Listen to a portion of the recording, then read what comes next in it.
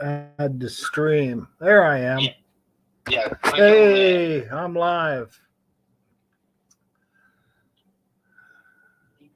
There you are. There I am. All right, now go over to. Now go over to where it says invite. Hit Invite. that invite button down at the bottom. Yes, it has. You see where it says https://streamyards.com/ Yeah. I want to copy that. Copy that. It says copied. All right, go over in the live in the chat part over here on the right. And paste. Do a left click, and then go up till it says paste. You got it right there, buddy. Oh, all right. Now, you see the three little dots right there to the right of that? All right, click on that. It says pin to the top. Pin it to the top. All right.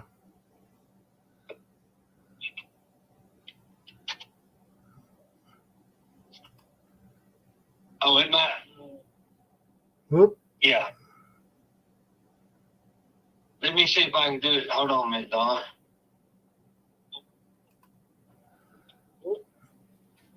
Hold on just a second. I see you in the comments. Yeah, hold on just a second. I'm going to see if I can pin it to the top. I see you in the comments.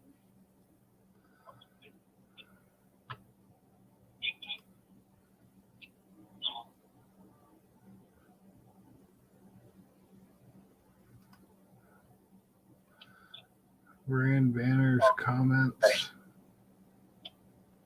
Yeah, I can't pin it. All right, you see where I commented? Yeah, you said hello. All right, you see them three little dots right beside me? Yeah, you said hello. All right, Yep. click on them three dots right there. All it says is put user in timeout or ban user or delete their comments. Oh. All it says is put user in timeout or ban user or delete their comments. All right, I'll go to the top and open up another browser. Hello, Dean. Dean Stevenson already made it in here, and I'm still trying to figure this shit out. You up there, Dean? Yeah, I opened a new tab. All right, open a new tab. All right, go to YouTube. And then open up your page and then go down to where it says live and click on your live or YouTube open it up. And then you can go over there and hit the three dots beside me and make me a mod. And then you can do the same thing and pin the link at the top. All right. There. Pin message, report, remove, add as moderator.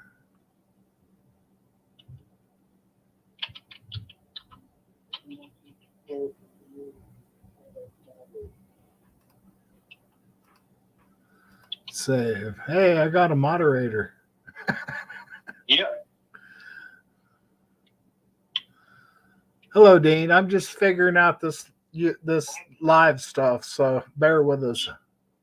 Hello, Dean. I'm just figuring out this live stuff. All right, go back. Now go up there, the link up there, and hit them three dots, and then drop down menu and say pin it to the top. On StreamYard or on YouTube? On YouTube.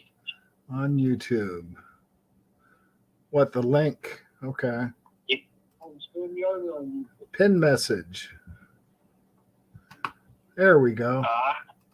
All right, now close out the YouTube browser that you just opened up. You go back to the StreamYard. Wow. Well, I just muted it. It's over here. That way I can see myself twice. All right, give me a few minutes and I'll be in there. I gotta get off the phone and I'll be back in just a second. All right, go do your thing. I'll be here. Okay. Bye. Bye. Oh, good morning, everybody. Hello tomorrow there, Dean.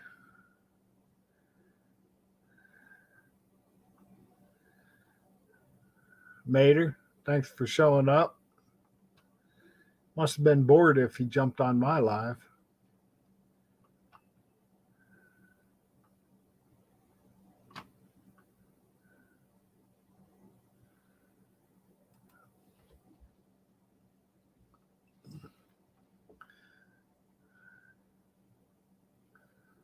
That's right, Dean. We all help each other. But I was born a rebel, raised a Yankee.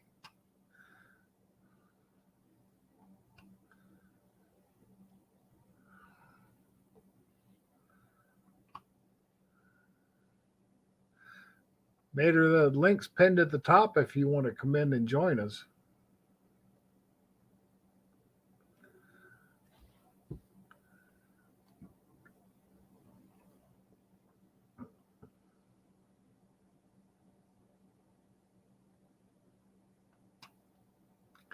I don't know, the link's pinned at the top, Wendy.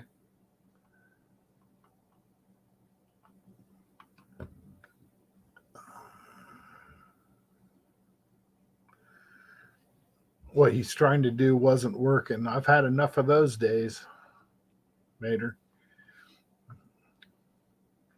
Hey, Wooden Metal Garage. Come on in, man.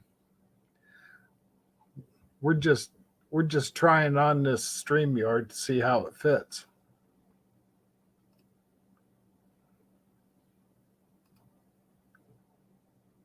Or to see how it fits.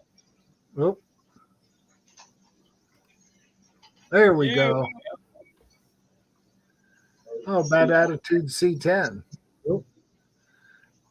Feel free to come in. There we go. If you want. Oh, Bad Attitude C10. Oop. Feel free to come in. There we go. If you want. How many people am I allowed on here, Otto? I think 6. I think. How many people? Saying it's only showing 2 down here at the bottom. I don't know if that's fibbing. Yeah, that's me. Oh no, it might be 2 other people down there. Well, there's solo layout, there's crop layout, group layout. I done closed by. Spotlight layout. Hey. Oh yeah.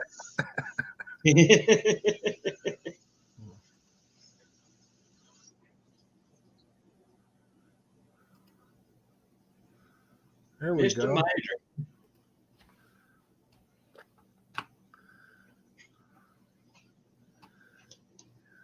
Mr. Mater. Oh, Mater's a pretty good old guy. That's one. Yeah, I've been in on his lives a couple times. He's a good old boy. Yeah. Long as he's sleeping and not dreaming bad dreams, he's all right. He's laying there flailing in his sleep. Yeah. I've done that once or twice. Get a bad dream, you're over there flopping around. Oh yeah, definitely. Definitely.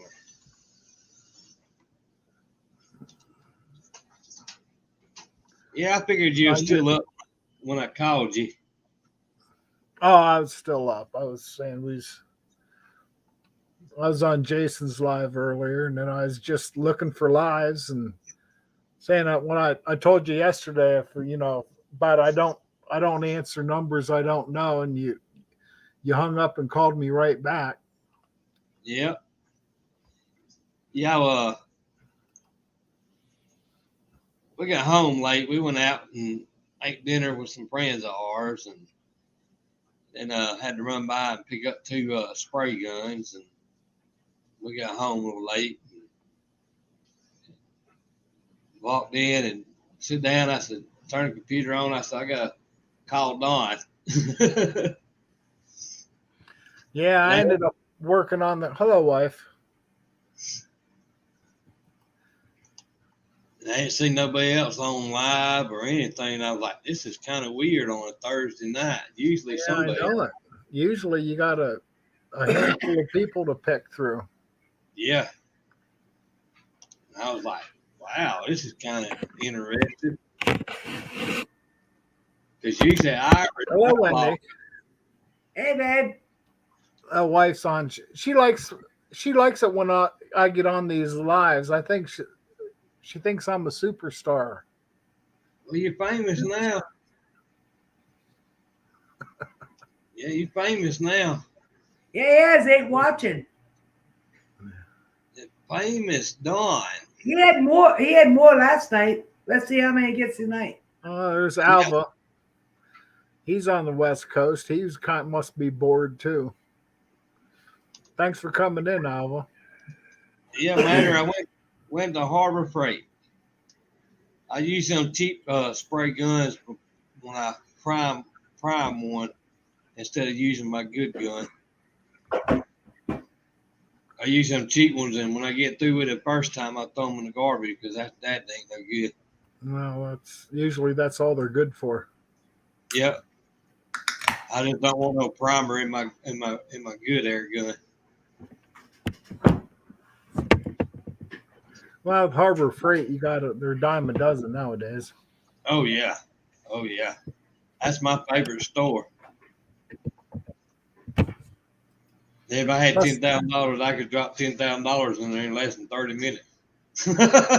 Yeah, but it sucks. Some of the stuff is definitely Harbor Freight. Yep.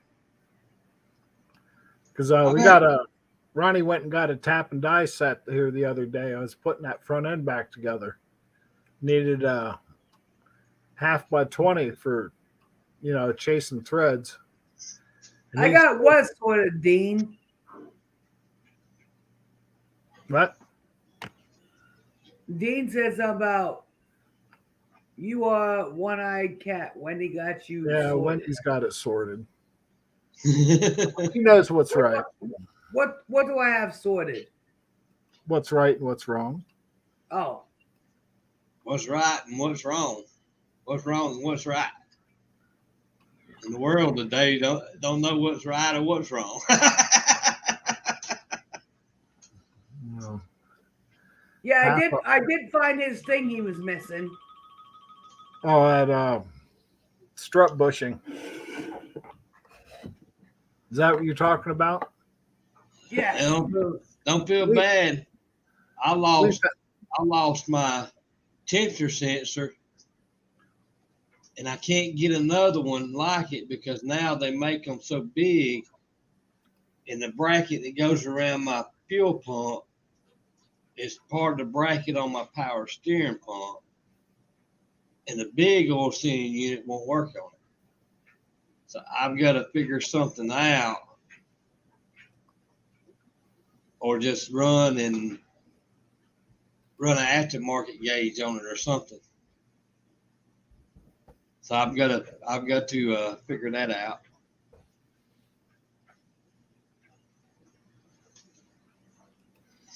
Saying get a tap and die set from Harbor Freight. That'll cut it down to what you need. Oh yeah. Oh, we got this saying Ronnie got this tap and die set because this where the caliper bracket bolts on. The threads were kind of a little not right. Right. And I was tapping the threads on the spindle, and Ronnie was tapping the threads on the bolt, and when him cutting them new threads on the bolt, he thought he was just straightening them out, but the threads, they were not true. because by the time he got done, it's like that bolt was so floppy inside the hole. Oh man. But at least the tap that I was tapping on the threads, it was truer than what the die was for that bolt. So Right.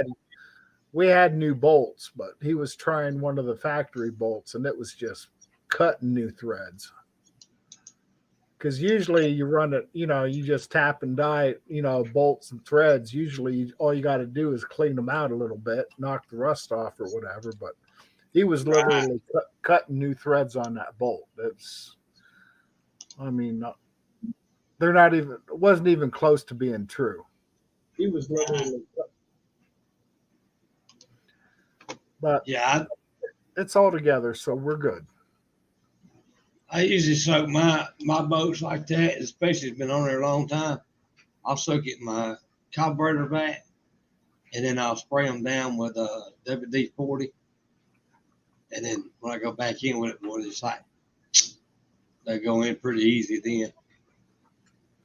Yeah, well, this caliper, or not the caliper, but the spindle, because when we tore it apart, both of the bolts, one was cut down to about 2/3, and the other one was cut back. There was only like maybe 2 threads that was engaging.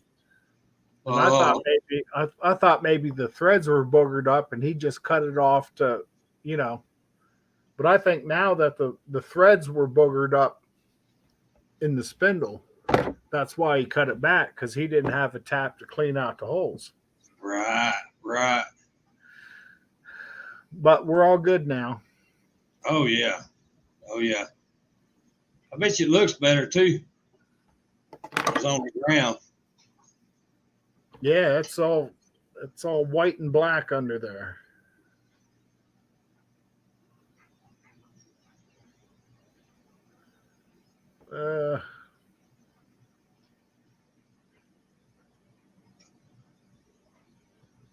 These that first thing to prove and admit when you got in a mistake. Yeah, that's right.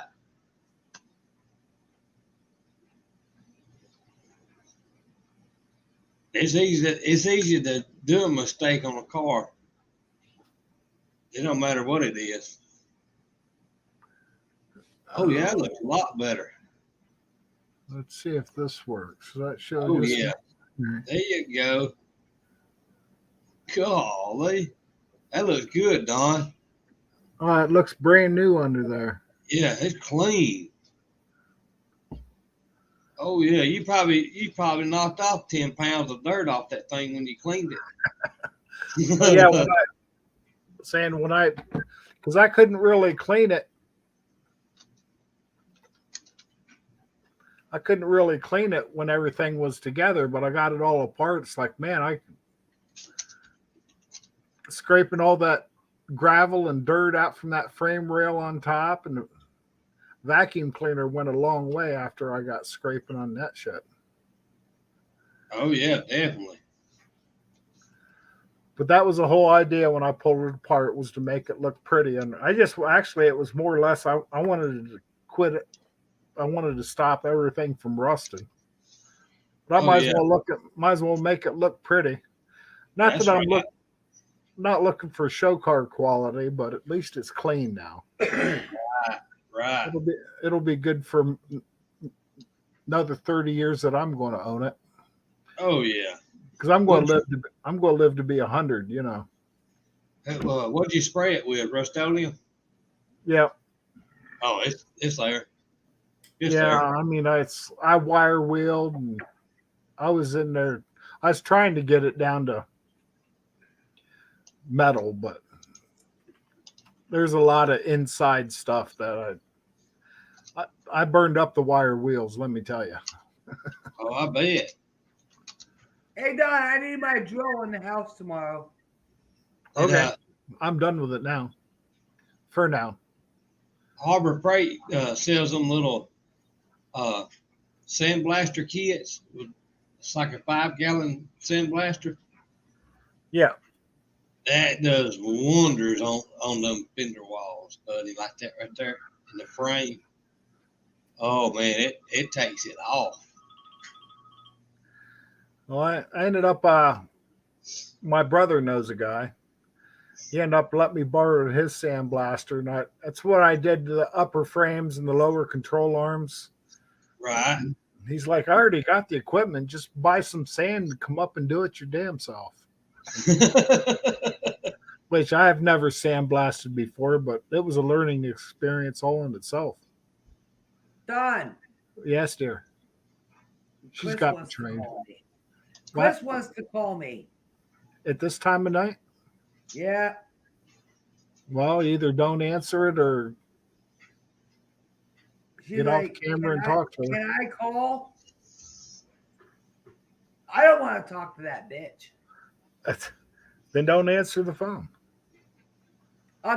She asked if she could call. I'm just not going to respond. Just pretend you're sleeping. Well, she asked me a little while ago if I'm still awake. I'm like, yeah. Hello, Mater. Hey, Mater. Hey, look on my damn arm. You're twisting it too damn hard for me to get up here. Uh-huh. How long was you waiting? About 2 seconds. Oh, okay. Did you bring us a piece of cake? No. Well, I don't want to bring you a piece of cake. We got to have a piece of cake. Well, I got a cupcake. Wendy got me yesterday. I mean, if we want to go huffing, we could. Yeah. There you go, huffing and puffing. Yep. That might taste like plastic. Well, I figured we just. It'd be the helium. Yeah. And we can all talk funny. We got to give that cat some of that air out of that balloon. Done. I say it.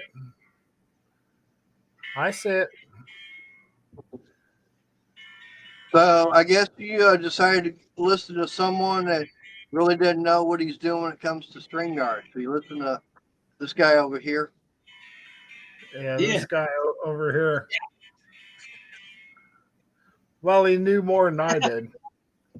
I gotta figure out how to. Well, StreamYard's easy to do. I mean, it's very. It ain't too Yeah, bad. it wasn't that bad. It's actually easier on StreamYard for the first time than it is on YouTube for the first time. Actually, for me, it was just as easy on the StreamYard first time as it was for doing the YouTube. Yeah, I prefer doing StreamYard. Yeah, I like it better than do YouTube. Well, Wendy was on or looking for lives last night, and there wasn't anybody. And Wendy's like, "Why don't you go live?" I'm like,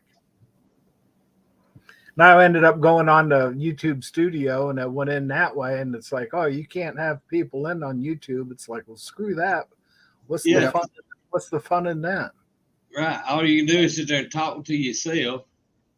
And then, and hope people feed the comments so you have something to talk about. Right.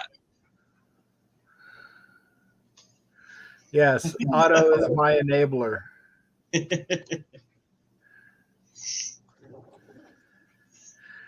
Oh. Yeah, I mean, like for me, like right now, I've got the StreamYard like right here in front of me, but up to the side and everything, I got the chat and everything from the YouTube popped out.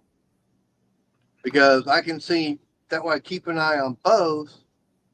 But now, if I want to type something in the chat, I have to have the YouTube side open. Yep. Which is nice saying me having the live, I can comment right here on StreamYard. Right. You can do it, but I can't. Right. Now, Wendy can't, I can't, ASO can't, but you can't because you've got that option. What? Type down here? Hold on a minute. As far as in the StreamYard side. Yeah, I just typed that on the StreamYard side. Okay, did you do it on the YouTube or StreamYard? StreamYard. He's a moderator, so he might be able to. Well, knowing that, I got a software on here that opens that up. on my computer. Oh, see, you know all the tricks.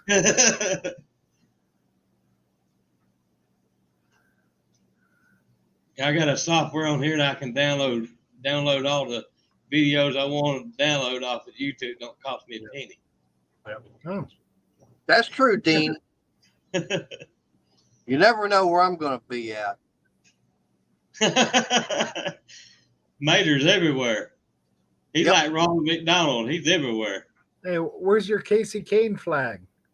I took it down. I'm going to put it back in the very back because I kept getting tired of tucking it up every time I wanted to go back and forth, do anything.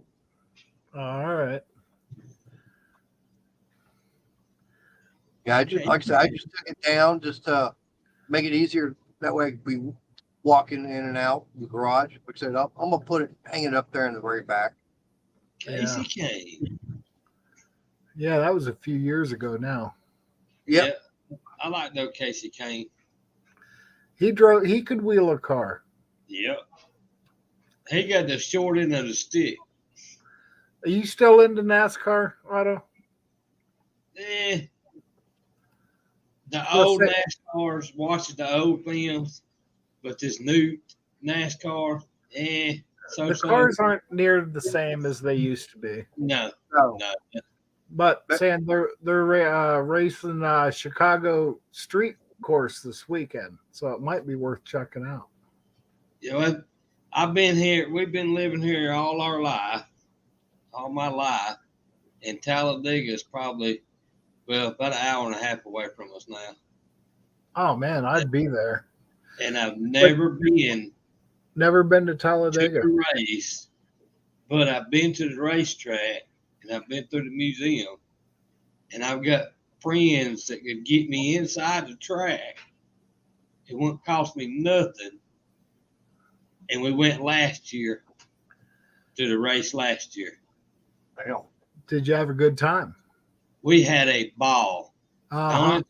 The only thing that I hated about it, when we left, we looked like lobsters because it was so freaking hot. Mm-hmm. The next time I go, I'm pulling strings and I'm gonna get in one of the booths with the air conditioner. Oh, executive suite. And watch it out the window. That's right. It won't cost me nothing. See, we're lucky here. We got about 100 miles north is Watkins Glen, and then saying 2 hours east is Pocono. I love Pocono. Oh, you Pennsylvania. That in Bristol. I would love to take a car and race at Bristol. I guarantee you I'd outrun every last one of them around Bristol. I'd like to see the NASCAR guys come here to Texas and run at the Devil's Bowl. That would be fun too. Because what, Martinsville and Bristol's both half mile? Bristol's what, 0.533. Yeah, they call it a half mile. Yeah. Devil's Bowl here, that's a half mile dirt track. Yeah, I think Bristol's a little bit under a half mile.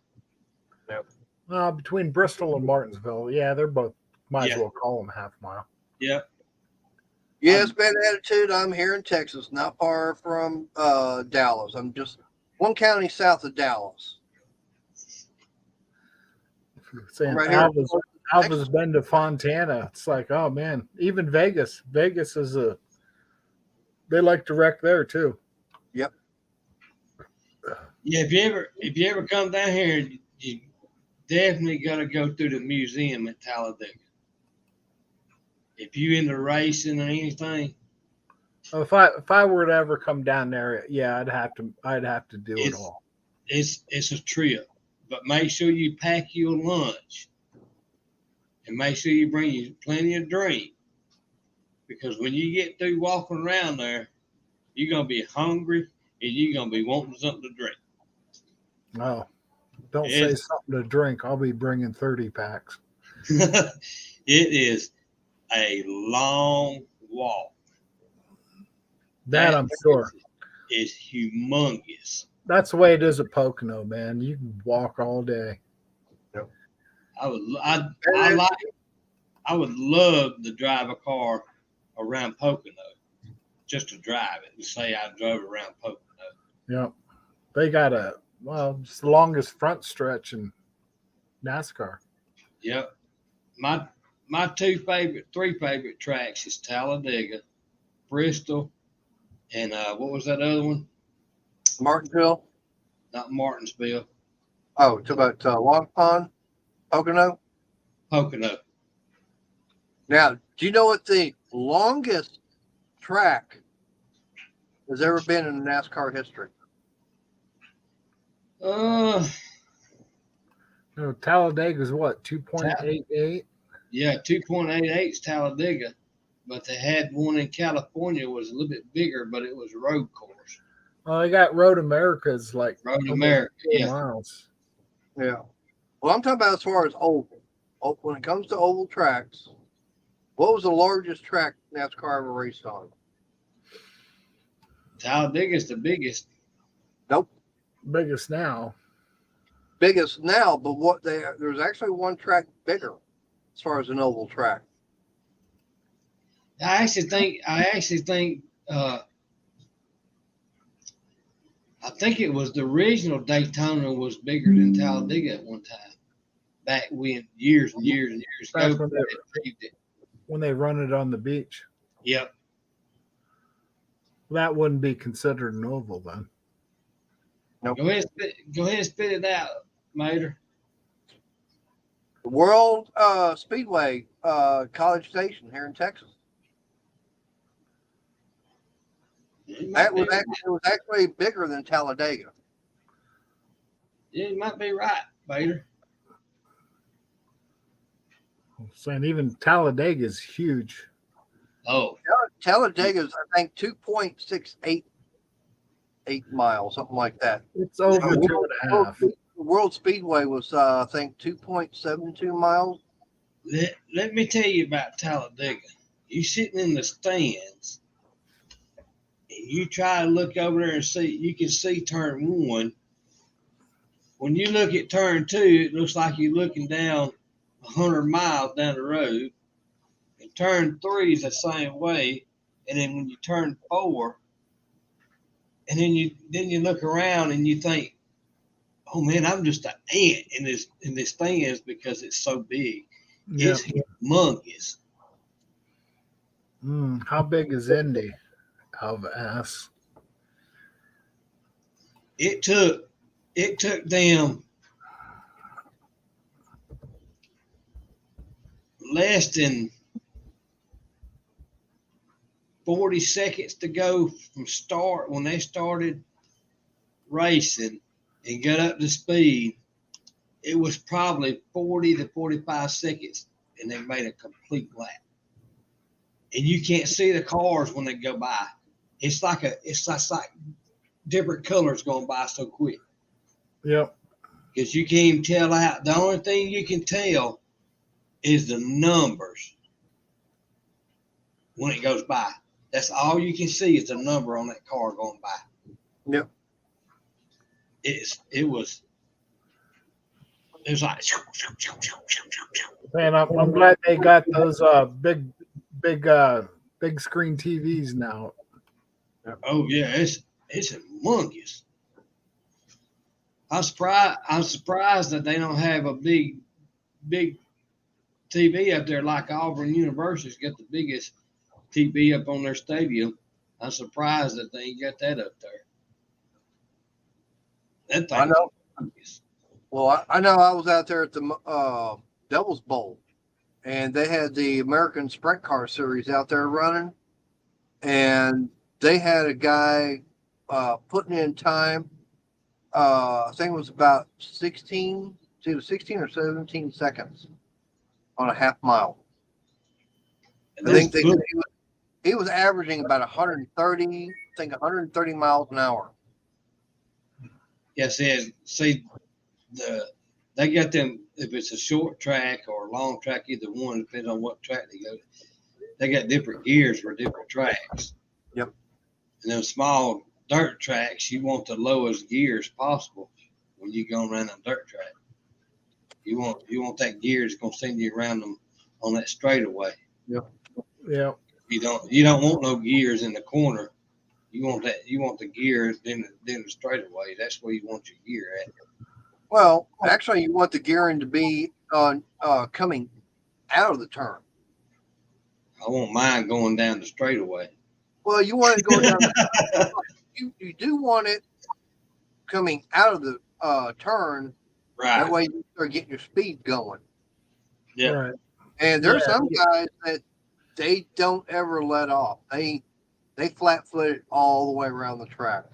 When I was running dirt track over here, the local dirt track, when I start out, when we was going around, get up to speed, I never let off the gas. And when I'd go in the turn, I was sideways going into the turn. Yep. And I never let off the gas. What class were you running? The pony class. I was running the pony class. Night, Alva. Thanks for stopping in, man. And you talking about fun, let me tell you, there's more fun in the pony class than any of it. Okay, so what was the pony class? Because they don't have that here. 4 cylinders. Okay, so we've got that here, but it's for the kids, where they like those that are like 16 and under. Yeah. Here you had to be, I think 15 or 16 to racing in any of them. Yeah. But yeah, it was a lot of fun. And then we'd do there's a race over there every year called the hog class, the big body class. I took a big old LTD out there and tore all of them up. We've got a class here that they just started, I think this year, called Crown Vic class. Yeah. I'm sure there's a bunch of people wanting to get in that. Crown Vics are a big item right now. Yeah. Yeah, but they don't realize what they do, and it's going to get where you can't find a Crown Vic. So if you want a Crown Vic, you better buy it and set it back, because they're going to be worth some money one of these days. Yep, they're going to be the next hot rod. Right. Well, what's really weird is all your factory stock cars, the economy late models they got running around, including the modifieds, they're all running the GM metric frame. Yeah. So, I mean, the open wheel class, it ain't all this basically is. It's just a frame with metal around it. Yeah. That's all it is. It's really there's the only thing that considers a car on them is the engine, the transmission, and the suspension. That's it. The rest of it is just tubes and metal around it. Well, on the limited modified, the only wheels that are open are the front, same way with modified, because that body and everything covers the rear tires. But now the modified, you can actually cut the frame so many inches in front of the rear axle, whereas the limited, you have to run a full frame. And I think you're limited to a 10-inch rear end. Whereas modified, you can run a quick change style rear end, and you can run 4-link suspension.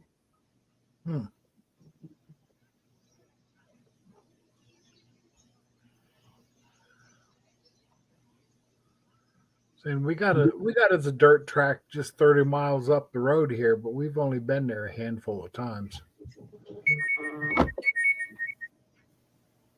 I've got one about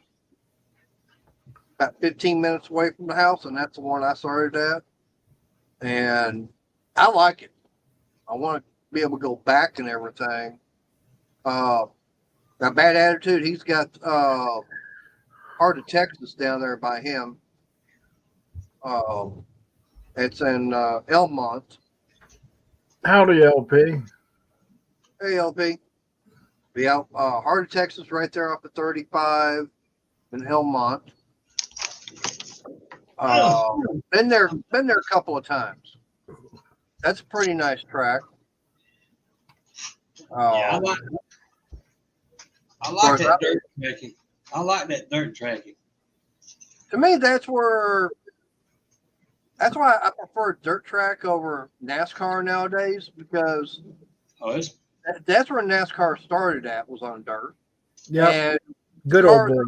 Right, they're more for stock, supposed to be stock car racing. Well, it literally really started on dirt, literally by the farmers making moonshine and outrunning from the county police and the state police. That's where it really started from. Well, it was actually more from the revenuers. Yeah. It's still the popo. Yeah. But as they say, the revenuers, they were the high up popo. Yeah. Right. Yeah, because I said I got this Valiant from my uncle, and the way he run the fuel lines through the car instead of under the car, the way he had it set up, I just asked him. I asked him if he ever run moonshine. He's like, no, but I know a lot of people who did.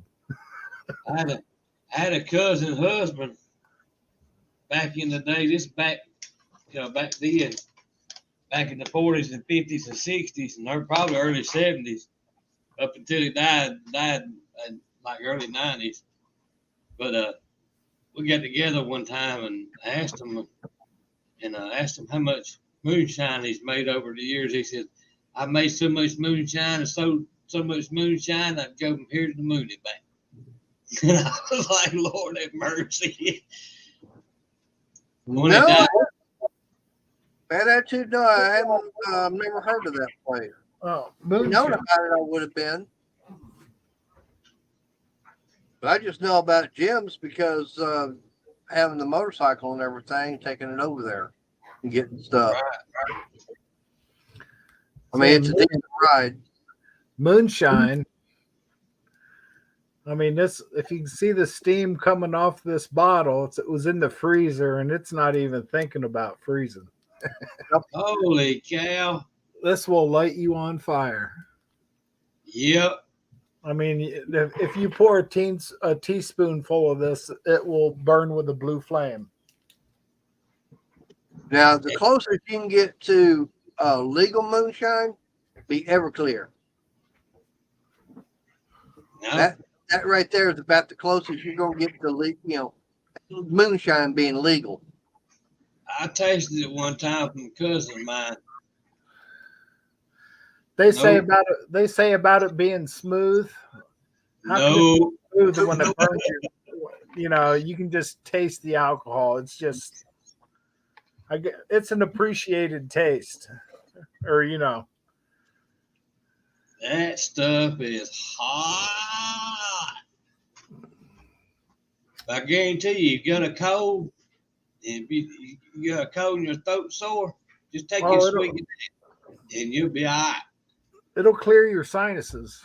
It'll clear everything. It'll clear everything all the way down to your stomach. Yeah, it's that's where they made that term, in moderation. Yeah, I like that dirt tracking. That if I had the real money to sink into a car, I'd probably do that every weekend. Yeah, I love going dirt track. Yeah, I know. I had a video out from when I went out to my local one. I think about 2 or 3 of them, and one of them was actually an interview I did with a couple of guys. One of them, he had actually taken a VW Bug, and not only did he make it longer, he actually split it right down the middle and made it wider to fit on the frame. That's a lot of work. The best dirt track cars, period, that you can get and put on dirt track is a Volkswagen Scirocco. that is one of the best dirt track cars, period. You know what I would say would be one of the best ones? AMC Eagle. Welcome back, honey. Hey, babe. Did you get done talking to Chris? My, I hung let's up see, on him. but see, the dirt tracks and the asphalt tracks, round tracks, as we call them down here, they won't let you have a 6-cylinder or a V6 out there. You either got to run a 4-cylinder or a V8. Well, You can't right. run no V6s whatsoever on dirt Well, track. you know why? You know why I say the AMC the Jeep Eagle will be the best one? Why's that? 4-wheel drive in the factory. Mm, See, I could get by with it here with that 6-cylinder. really, 4-wheel drive wouldn't do you, on dirt track wouldn't really help you any, because you pull them with 4 wheels on dirt. You think that it would, but in actuality, you'd be the slowest car out there, because you got 2 wheels pushing and going around that curve sideways versus 4-wheel drive. It would just that'd lap you. They would literally lap you. You got the rear tires pushing and the front tires pulling. Right, but see, you can't run that 4-wheel drive in that high RPMs like you would a 2-wheel drive going around the track. Well, you probably could you might have to do some modifications to it. You'd be having to do a lot of modification to the 4-wheel drive system to be able to hold up to the RPMs. RPMs. Yeah, I can see that. Yeah, that'd be the only drawback. But yeah, if you take a 2-wheel drive, just like that pony class, the Volkswagen Scirocco in the pony class, go around that track. When you go in that curve, you're near about completely sideways going in that curve.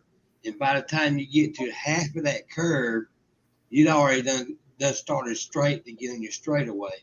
Yeah. So you got to be moving around that curve fast enough to make that curve to be able to get back in the straightaway and nail it down the straightaways. Yep. And that's now, with that 4-wheel drive, you wouldn't be able to pull enough RPMs to make the curves fast enough. You might be fast enough in the straightaways, about halfway through the straightaways, but I guarantee you'd get past halfway through the straightaways and then the curves, because you wouldn't be able to get the RPMs up to keep them up long. Well, I know when I was racing, I know a lot of the guys, they like to, going down the straightaway and everything, they nose down right there at the bottom going into the turn, and they hit it and everything, and they kind of drift up and everything. Hell, I had my car set up perfect. I go in high going into the turn. I'd be going down through it, and about the halfway through, car would just kind of want to stop and just shoot straight down to the bottom. So as they were coming through, they were drifting up. I'm shooting down up underneath them. Yeah. So that's like outfits. Man, I would love to go up there and spend a couple of weekends up there with him dirt tracking up there. I would love the crap out of that. That is some fun right there, buddy. Yeah, I always had a good time watching the dirt track up the road here, but usually saying that was a few years back, I used to take the kids, and my oldest son used to get headaches from all the noise and the fuel they were using, and I don't know. We always did stuff as a family, so we kind of. Because Wendy never liked leaving the kids with the babysitter. She didn't trust anybody with her kids. Our kids. Yeah. See, I grew up on dirt track because my dad used to race back in Houston, and I know that the real funny thing about it is that my mom said that right after I was born and everything, they would go out to the track and everything, and had a lot of people say, "Isn't the noise and everything going to bother him?" She goes, "Nope. As soon as the cars start racing, he'll go to sleep." They go, Sure enough, as soon as the cars got out there on the track, my mom said, "Yep, I'd go right to sleep." As soon as the race was over, or the cars were gone in between, I'd wake up, start crying. As soon as the cars came back out, started making the noise, right back to sleep, I'd go. That's some awesome white noise you got going on there. Yeah. It just puts me to sleep. That's why I can't go to sleep when it's dead quiet. I got to have some kind of noise going. My wife's dad won the championship up there at the dirt track crossing the Talladega Speedway years ago. And they say that is a fast track. I got Don and Ron some Jamboree tickets for free. Uh-oh.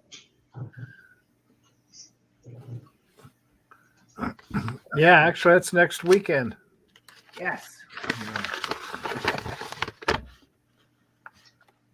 Four-wheel Jamboree. Yeah. Well, you see it. They have it on TVs and this and that, or about Jamboree at Bloomsburg. That's only 40 miles down the road. Oh. My friend won them.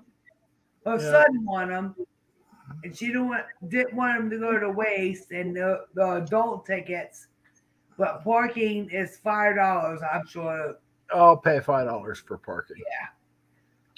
It's going to be a long day, but I ought to be able to get a lot of shorts off it. And I'm letting Don take I'm gonna let Don take my van. That way, I know he's gonna make it home. That, and there's lots of room in that van, so yeah, might have to pack a cooler. Well, the Ford ain't gonna make it down there. Sure it will. Okay, then you take the Ford, not my van. I don't care. Yeah, you're not taking that Ford. I'll thumb a ride down if I have to, but I'm going to make it. that Chucky's garage is in that building that LTD for the race in that gamblers race. Yep. That right there is a lot of fun right there. I got a cousin that does that. He's got a little Jeep Cherokee. Oh, you want to talk about people beating up equipment? Yeah. You got to know what you're doing in that stuff right there, because you can go from having a good car to a pile of crap in 2 seconds. Yeah.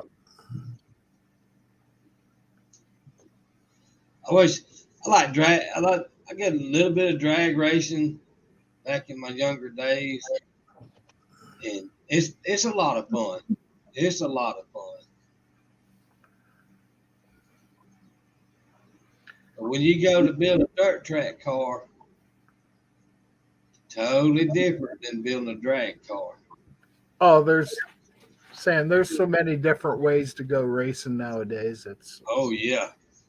Sam, my brother does demolition derby, and that's like last year when the outfits were building that dirt track car to race at No Name Nationals. I don't think a lot of people don't realize what he went through to get that car where he could drive it down the drag strip. Yeah. He had to change all that suspension out, because when you run in dirt track, you got to lean them cars to the left in order to make them cars hook up and go around them curves. Right. And he had to change all that. Yep. Well, he did run out of gear running down the track, though. Yep. You could hear him top out, and it's like, oh man, he's just winging it. Yep. It's like, oh man, I hope he don't scatter it on the big end. Yeah, yeah. Don't worry, Lars. I got me a new pair of sneakers that I'm gonna wear next weekend down there. You might have to get you one of them. Get you a monkey bite. So go ahead and buy you a monkey bike now and take it with you down there. So when No Name Nationals come around, you can bring the No Name National. Ronnie's been thinking about getting a pit bike or something. Yeah, because I got to. What the hell's up with that? What? I said, what the hell's up with that? What the hell does he want a pit bike for? So you don't have to walk everywhere. I said, going to get one of them monkey bikes, then I can borrow and race it at No Name because I ain't got no monkey bike. Just go over to Tractor Supply. Get you one of them little Colemans they got. I know you can't. No, why don't Ron just take his bicycle? Bikes are no fun. You still got effort there. Yeah, you Yeah. gotta have. He's used to it. Well, it's kind of hard to throw a 30 pack on a bicycle. He has a backpack. It's not like he's done it before. Hey, that would be funny. He's had 7 DUIs and all that, and rode his bicycle. So what's the difference? That would be funny if we bought regular bicycles and had a bicycle race at Saxton. Yeah, that would be funny. Oh, Ron would probably beat everyone. He's done it for 7 years. Wow. He's rode bike for quite a while. Not right now. He got his license back. I probably couldn't make it down the track pedal fast enough. I'd have to stop between there and the end and sit down and smoke a cigarette before I got to the end of it. That's right. Ron would probably beat your ass on that one. No, he probably have to. Now, not only would he have to stop and have a cigarette, he also have to have a quick hour nap. Yeah. Well, I don't take naps now unless I'm sick. I don't take naps. If I lay down there time and take a nap, you better be asking me how I feel because I'm something wrong. I don't feel good. If they did that pedal bike down there, I'm sure Ron would beat everyone. Oh no, he knows how to ride a bike. That's for sure. He's done it for years. He knows. Hello, Eli. Eli made it into the live, Wendy. Eli. Hey, Eli. It's my grandson. Hi, Oh. Eli. I love you. We don't see him enough. It's sad, but it's true. But Oh. Well, I didn't know he followed you. evidently he does, or he just clicked on the live. Oh, maybe. Where's he live at, Don? Last I knew he was in Ohio. Are you in Ohio, Eli?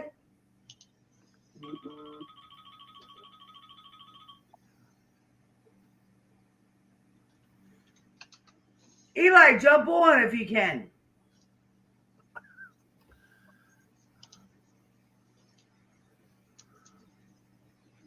He says yes. Eli, jump on. Hit that thingy on the top and jump on. He might not want to. Hey, let me go over here a minute. Has he got a channel? Eli, hit that thing on the top for the live stream. Jump on there.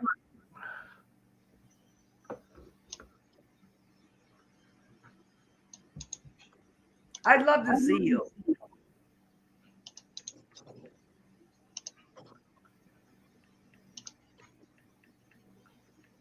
I would like to see him get out there and run mini bikes up and down, go drag racing them. Oh, they did that last year. The little mini bikes, Coleman mini bikes, like you talking about going to get one. That's what the monkey bikes is at Saxton. Little mini bikes. Two hacks will win that. Him and his small self. Yeah. Well, a lot of the guys that I know and on YouTube, man, they're getting to where they're getting about 60 to 70 miles an hour with those mini bikes. I don't want to be on a little mini bike going that All right. far. There's not much difference between that being on a motorcycle, really. Oh, Okay, yeah. I've already had my fun on motorcycles. I got rid of that a couple years back. Me too. I got a scar on my side that goes all the way down to my ankle on a kind of a motorcycle wreck. Man, I'm done with that. I can appreciate the appeal, but Went through a time of riding them and time to quit. I'm not going to give up quitting on them. I've laid my bike down twice, and it's like, like they were saying, you get bucked up, get thrown off of a horse, you don't give up, get right back on it, keep on going. I've been thrown off a horse too, and after that, I never got back on another horse either. well, P, you're welcome to borrow the helmet. We're going to bring a couple more this year, so if you want to race the monkey bike again, just stop over at our chuck wagon and say, "Hey, man, where's that helmet at again?" Yeah, I thought that was funny, the mini bike racing. I thought that to me was the best part of watching the clips from that last year was the mini bike racing. That was funny. How fast were they going out there? Some of them pretty fast. Well, by the time they made it to the big end, Yeah, if you gave yourself a run and push start, yeah. Are they running the Predator 212 or something bigger? I tell you, if you could take that mini bike and enter it in the bracket race, I guarantee you'd win with that monkey bike. Because everybody line up against you with red light. Because it takes so much time to go from there to the end of that track. And they would red light. And I guarantee you can win the whole shit cabango on that thing. I think Mopar Joe would take you up on that challenge. That would be funny. Well, I know the guys from Cars and Cameras, they got that rail with that Predator 670 V-twin, and they're running, I think, mid-11s on 8th mile. I'm going to call, what's that guy that's got that Model A, bring that Model A? Turbo Tom. Turbo Tom. Yeah, I'm going to call him out. I'm going to race him because I know my Thunderbird can outrun that. So I'm going to call him out for a race. Unfinished project. Thanks for coming in. See you later. He commended, said he's going back to bed. Nice seeing you. Take it easy. Make sure you hit the like button, Unfinished. Yeah, I just started this live to test out the StreamYard, and here we are an hour into it. Yeah. So what do you think of StreamYard? It's all right. Yeah. Saying I got on last night on YouTube, and it's saying it's no fun by yourself. No, it ain't. Because you sit there talking to yourself. Yeah, saying last night I was hoping people would make comments so I had something to talk about because I'm great for dead air. Hey, I was trying to leave as many comments as I could. See, as long as you don't answer yourself when you're on that way like you was last night, as long as you don't answer yourself, you're all right. Yep. See, when you're talking like that and you answer yourself, then there's something wrong. Well, that's you hope other people don't pick up on it. Yeah. No, the biggest problem is if you ask yourself a question and then you got to repeat it because you weren't paying attention. That's bad. Yeah. Yeah. That's bad. That's even worse. Yeah. Yeah. Major's got it right there. Yeah. Or there's lots of times I talk to myself and I answer myself. So. Well, except what's even worse than that is if you start getting into an argument with yourself. I got a twin brother for that. My twin brother was an only child. You know, saying me and my twin, we get on a project. It doesn't take long for the Beckering to start. Oh man, It's just the way it is. yeah, Oh yeah, them two get working together, and I'm after bitching at them. Last night Don had I think 21 in his live. Oh, I thought it was 14. No, it was. I looked at the analytics. There were 17 at the peak, which didn't last very long. Right. But I was on for what, an hour and 13 minutes, and I got 12 hours of watch time. Yeah, that's pretty good. Yeah. Yeah, that's pretty good. I was just surprised there's that many people come in. That's like, man, people are bored. Yeah, I told him, I'm like, go live. No one else is on. Yeah, And just see what happens. Sometimes when ain't nobody on, it's like you're looking on YouTube, you don't watch 9,000 videos, and you're like, what it has to do? But go live.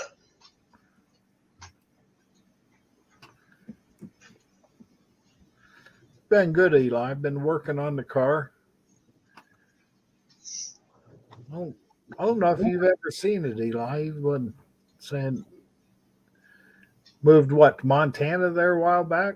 Is that where it was one day? Wow. Yes, Don. I think he's in Ohio now. Yeah. How old is he, Don? Wendy? 12. Oh,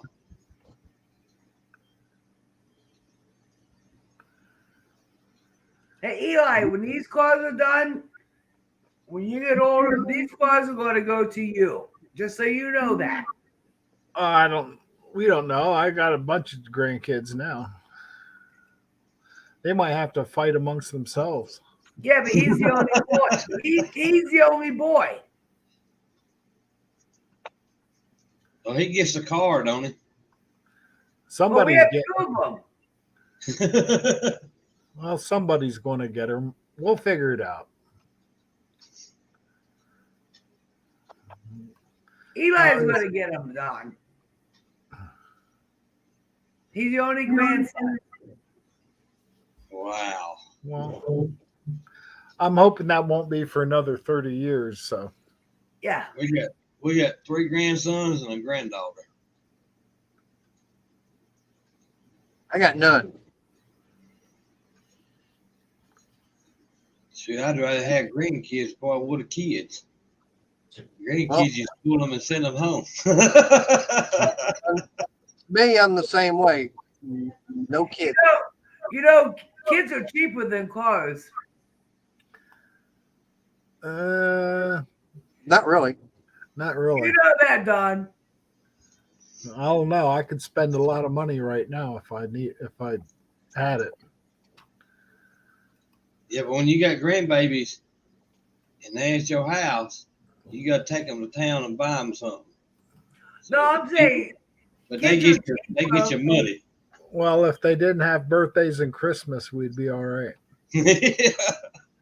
Yeah. And Easter, don't forget. How are the cats? I'm surprised there's not one up my ass right now. She's probably up here with me. I start with our middle grandchild. We see him more. Every time he comes over, we went to Walmart and I brought him Hot Wheels. It started out with 1 Hot Wheel, 2 Hot Wheels, 3 Hot Wheels, 5 Hot Wheels. Mm-hmm. And I guarantee you, if you round all of them up, About 200. 4,000 Hot Wheels. When we moved, in the Escape, the Ford Escape, we got the back hatch was filled with Hot Wheels from the front seat to the back. Damn. And them jokers are heavy. Hope they're still in their packages. Some of them are, some of them he plays with, some of them he won't play with. All right. The Actually, one- I got one here. I won from Big Mike's Hoopty Bar, and it just sits over here in the rack or in the Oh, it's right next to you, Don. what? Say again, Wendy. I said it's right next to you. I know. That's how I pulled it out that quick. And actually, it's the only Hot Wheels I've got. Eli, the cats are doing good. Yeah, I used to go to the thrift store. We'd go to the thrift store, and they used to have, well, I still do, have Hot Wheels in a bag. And I'd sit there and go through the Hot Wheels and get my phone out, looking at the Hot Wheels just to see how much they're worth on eBay. And I got 3 or 4 of them that's worth thousands of dollars in a bag that only cost me $2.99. Yep. I blame it. Don, show them. Show the car I found up at Grancy's. They probably. Which one? The Holy Goat. Oh, the Holy Goat. And Don, you gonna put your Richard Petty stickers on your Dodge? Oh, absolutely. They're over there on the freezer right now. Yeah, they gotta go on there. Oh, they're coming. Oh yeah, it'll make it go faster. That's right. We take them to sites and they go in my van. Yeah, actually, we put them on our van for Sykeston last year, but actually, before we roll into the track, we're going to pull over and put my stickers on it. That way, that when we come through the gate, they got Petty stickers on them. Yeah, there you go.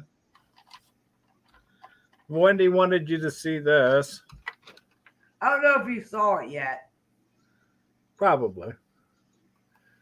But we cleaned out up at my dad's stepfather's house. We had a dumpster a couple weeks ago, probably a month ago now. The only thing sucks is it's missing the wing off the back. Yeah, and it used to have a little plastic case it fit in. Yeah, but that's all metal. Yeah. Yeah, it's die cast. But I like this better. Yeah, I do too. I like the truck. Let's think about giving that to Big Block 402, but I don't think it's the same truck. That's a 50, 55, 54, 55, 56, or 57 pickup Yeah, truck. I found both of them. Yeah, and it's got a bent axle. You know how kids are tough on stuff. Yep. But it was stuff going in the dumpster. It's like, I can't throw that shit away. That's keep. That's something that's a keepsake right there. Yeah. And it's metal. Yeah. I'll set it over here in the pile of stuff.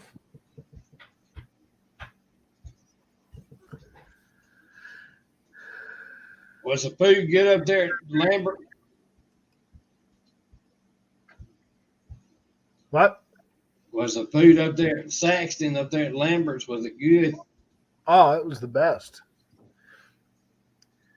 You gotta eat at Lambert's, man.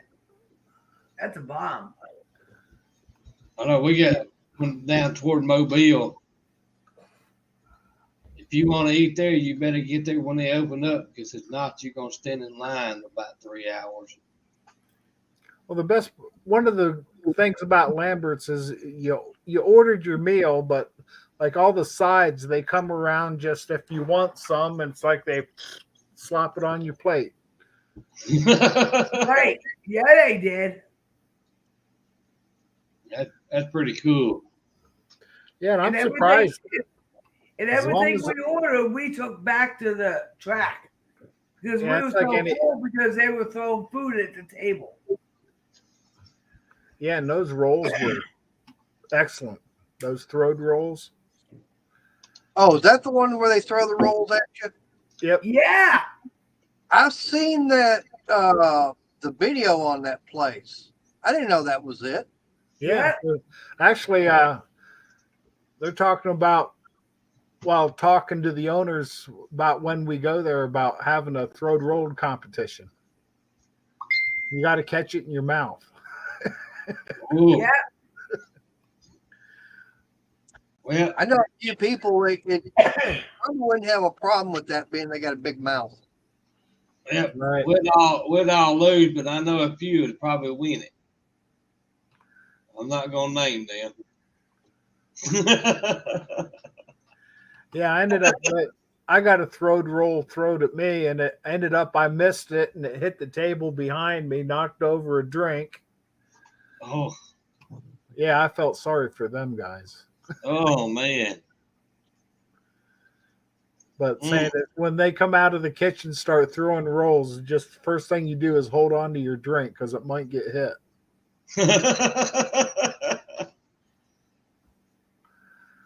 Oh man. Yeah, I don't know. Flavors is a good place to eat. Yeah, they had great food there. I wonder how many rows winds up on the ground. People don't care; you eat them anyway. People with a good immune system doesn't matter anyway. Yeah. So, dust it off. That 5-second rule. That's right. I was going to say a 5-second rule. 5-second rule. Yeah. Now, I do know that we got a steakhouse here in town that I've been to about 3 different times. And I told Crystal about it. I said, this is a good steakhouse. Okay.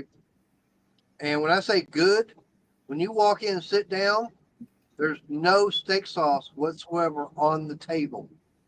Okay. They bring it to you. They'll ask you if you want it. And if you ask for it, they'll bring it. But I guarantee you don't want it. You don't need it the way these steaks taste. I told her how good it is. She didn't believe me. She took one bite and she goes, yeah, you don't need steak sauce with these. Yeah, I don't like steak sauces and all that. It's like even my coffee. I like it black. If I want to taste it. If it's a good cup, great. If it's a bad cup, I'll drink it anyway, usually. I gotta have A1 steak sauce on my steak. Oh, if you hit this one here, it's the Rustin Cow Company. Man, I tell you, tell you what, you come here, you take one bite out of it, and if you want steak sauce, you can get it. But I guarantee you wouldn't want it after taking one bite. No. Oh, I've got to have it. Ooh. I use A1 steak sauce on mashed potatoes, and in my baked potato, I'll eat A1 steak sauce. Well, I feel like this. Good. Hey, how good a steakhouse this one is. I've gone there, and I think when Crystal and I both left, I think the bill was about $85 with tip. Ooh. That's for 2 people. Whew. Mm. I'll be getting the salad bar and taking my steak home. They don't have a salad bar. Oh no! Usually, if I get a steak, I like it still sizzling. I like mine boiling hot when it comes out. Oh, it is. I mean, it comes out, and I guarantee you. I mean, the way that how big the steak and everything is, and the potato that comes with it, fully loaded. You don't need the salad bar. No, and you really don't have much room for dessert afterwards. I want There's always room for ice cream. I want to go to a steakhouse that's all you can eat. That way I can eat what I can there and then bring a couple steaks home. Oh, well, I could take you down to Corsicana for that. I take you down there to Sirloin Stockade, and it's an all-you-can-eat steakhouse. The best steak is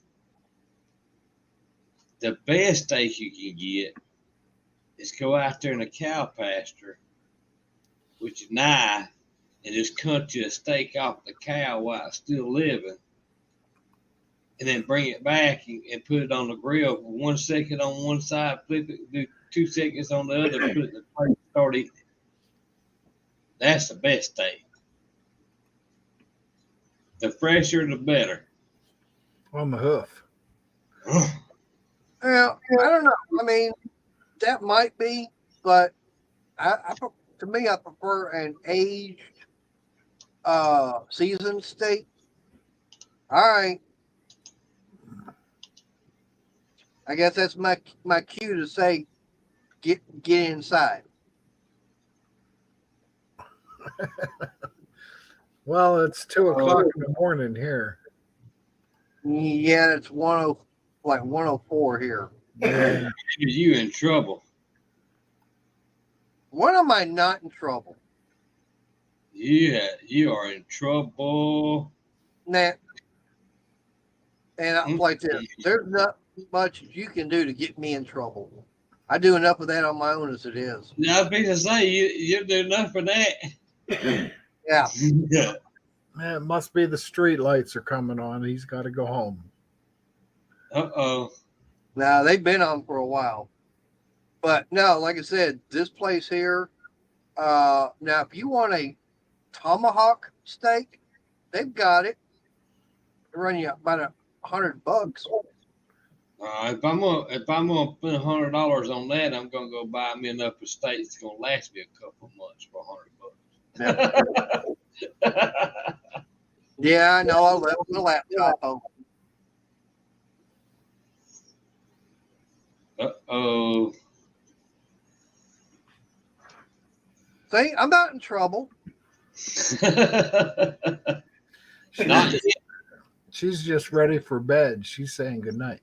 Yeah, and I really need to get in there myself, really, because I think I was up about 6:15 this morning.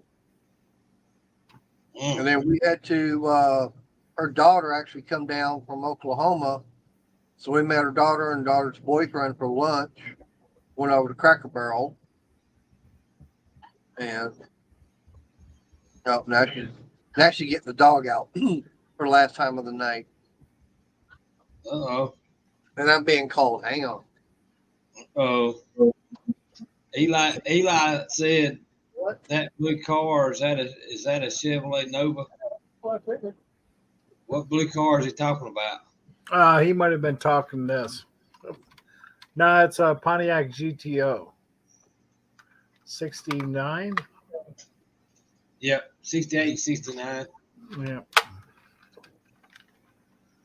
Yeah, it might be 70. Oh, Dana, look. tell us. It was 69.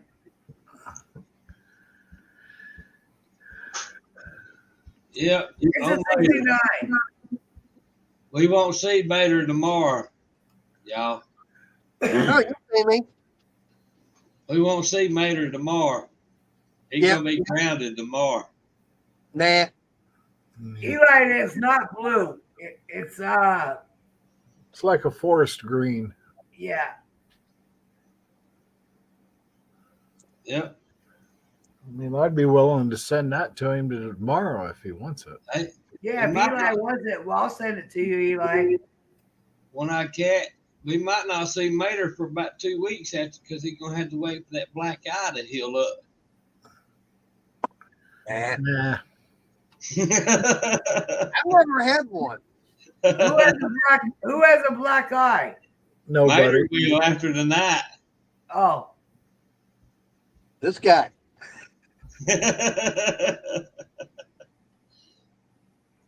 no, it's not dark blue, Eli. It's a dark green. I agree, Stephen. Oh, I man. agree. I agree with you, Dean. Yeah.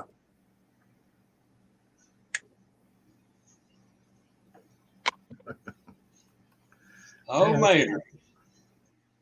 Besides, if I wanted to, I could probably just get my pillow and a blanket, come out here and set up on the work table. Well, at least she'd get all the blankets that way. You'd be better off sleeping on your motorcycle and lean back on the back seat than sleeping on that little work table. Right now, that'd be difficult, considering in fact the motorcycle's on the lift. Yeah, And- well, like you would be sleeping on the floor or on the ground then. Put the seatbelt on then. I can always get the air mattress, get it aired up. I mean, as much camping gear as I've got, yeah. Then again, there's always a couch. We don't have a couch anymore. We got rid of it. Okay. Air mattress it is then. Could be. We just climb in bed. I'll send you our caps, Major. It's got recliners on both sides, but you won't like it because it's uncomfortable. Oh, is that why you want to send it to me? Yeah. Easiest way to get rid of it's to give it away. Yeah. It's nice and pretty, but it's the uncomfortable thing. Means if you sleep on it, you're not tired enough. Right.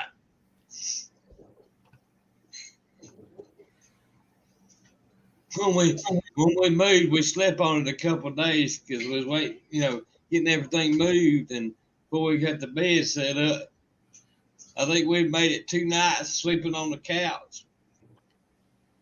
It's easier to sleep on the floor. Yeah, we've been better off sleeping in the floor.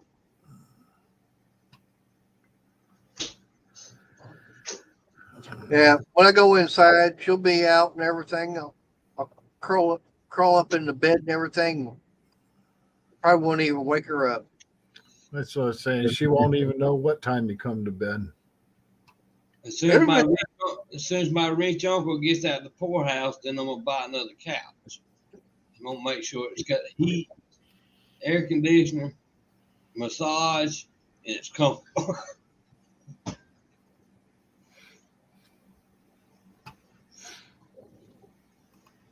I miss sleeping on the couch. I bet you do. Yeah, I haven't slept on the couch for a long time. Well, I want one of them 70 couches. It's made back in the early 70s, late 60s or 70s. Them old green ones, the big green ones. Man, them things are comfortable. Yeah, they don't make furniture like they used to. I say, did y'all see my video I put out earlier? not yet. I was busy today. All right. It's hard keeping up with all these videos nowadays. I'd ask someone what would happen if putting citronella oil. Running a lantern off citronella candle. Yep. Or citronella oil. Yeah, I've Yep. seen it. I haven't watched it yet. Yep, it works.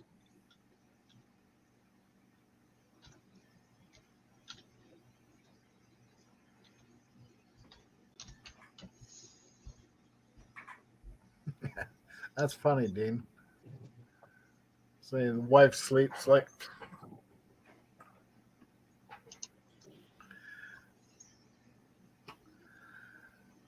All right. Eli said he'll be right back. Said I'm going to end up shutting this live off here pretty soon. I never thought I'd be on till 2:15 in the morning. Dean's probably sleeping on the couch. Now, he won't admit it, but I guarantee you he probably wind up in the floor the last couple nights then. It's nothing like a backhand to the face in the middle. Yeah. Wham!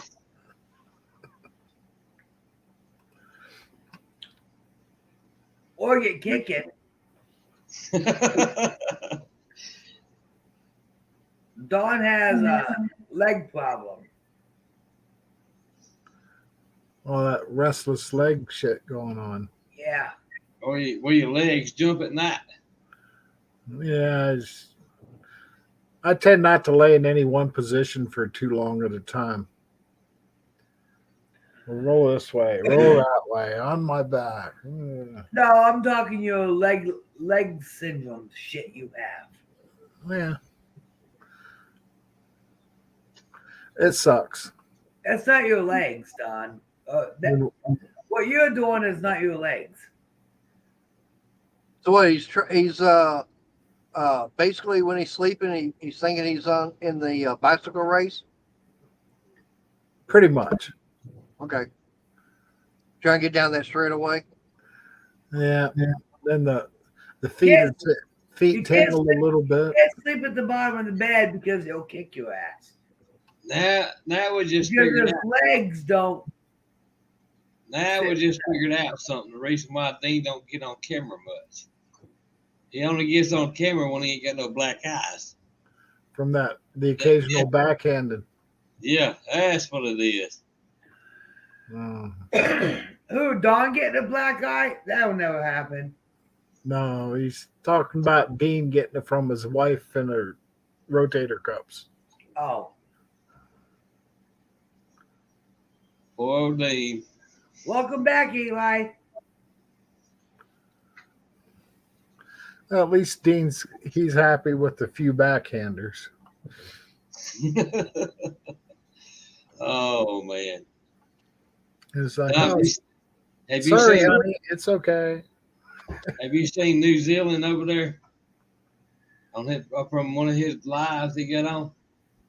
Was you on my live here a while back? Well, he was on live. Well, he was in that. I won't say a foot race, but he was Walking home. Yeah. Yeah. Pretty country over there. Yeah. Eli, you know my cell phone number? You talking to Eli? Yeah.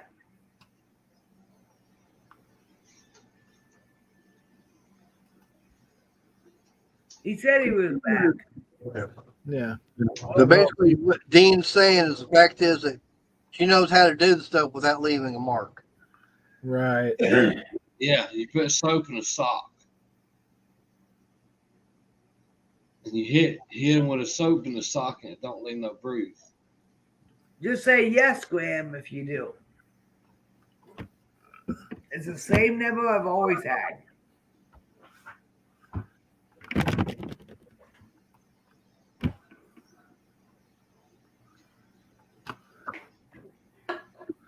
Uh-oh, Dean, where'd you go, buddy? You still here? He's recovering from a backhand. Yeah. Dean, we done got Dean in trouble. Mater, you started it. I didn't start it. Hey, I didn't start it, but I'll be damn sure to make sure I got it finished.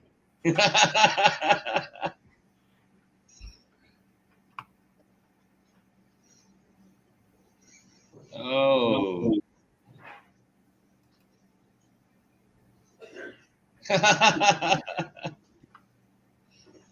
Oh. Yep. It made her fault, Don. What do you think? We the jury. What do you think, Don? It's his fault. Maybe. Well, I can always say I'm like Garfield. I resemble that remark.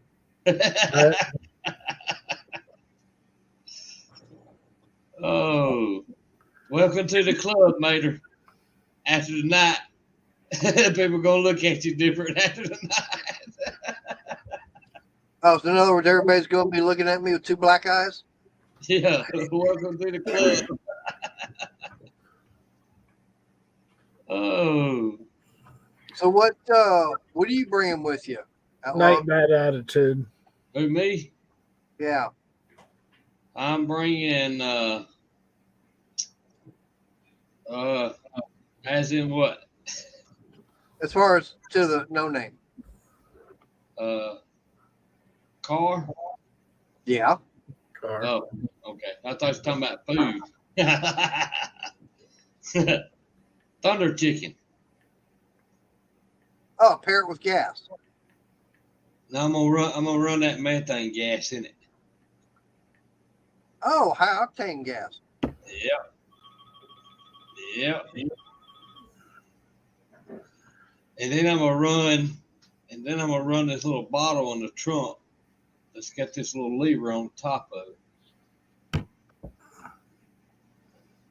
And then I'm gonna wire it to my shifter so when I hit drive, it shoots. Hello, Brian. Come on in, Dust Devil. I'm surprised he wasn't in here earlier. Well, he likes to jump on lives. Dust Devil. Yeah, I just started up a live to check out this StreamYard, and here we are, an hour and 45 minutes into it. And me and Don was on the phone about an hour and a half before. Well, it was actually Wendy was right in saying we was on the phone so long. She's like, "Why don't you just go live?" That was the easiest way for you to talk me through it, was to do it at, Right. But I got a little bit of a feel for doing a live, so now if it gets bored, I can always talk to myself and Get dead air. Yeah. That's it. But see, I tried to go back and I was going to film on regular YouTube and just film, let it go all night and see how many people and how many watch hours I get off of that. But see, now when I click on that, it automatically goes to StreamYard. So I'm like, what the crap? Hey, Brian. How's it going? Hey, Brian. How's it going, man? Is this the first Don English live stream?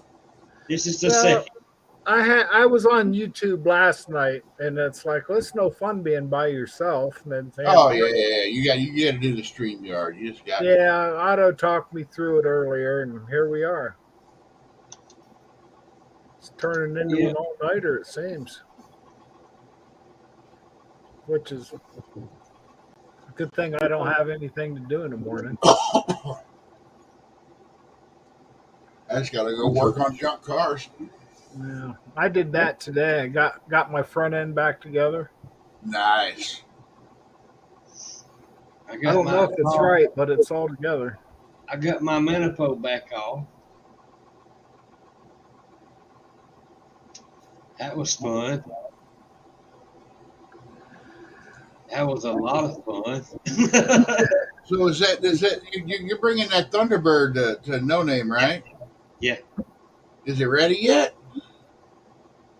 Mine ain't either, but 83 more days, something like that. Yeah, 83 days. I got time. I'll make it. Yeah. So it's 83. And I got my front end back together. Now I can start working on my floors. So it's 80 days. 80 days for me. If it's 83, then it's going to be 80. Yeah, we got travel time to worry about. Yeah, I got that long 2.5-hour drive down to Sykeston. Yeah, I feel That's bad. a long drive, ain't it? That's a long drive, ain't it? If I was I that don't know if close, I'm gonna make it. if I was that close, I'd just drive mine. He's going to need at least like 2 gallons of coffee to stay awake that long drive. Well, I would drive mine, but it's gonna have 488 gears, and Yeah, I can see that being. it ain't gonna like it. It ain't gonna like the highway very much. But They won't like your wallet, that's for sure. no, No, it won't like the wallet.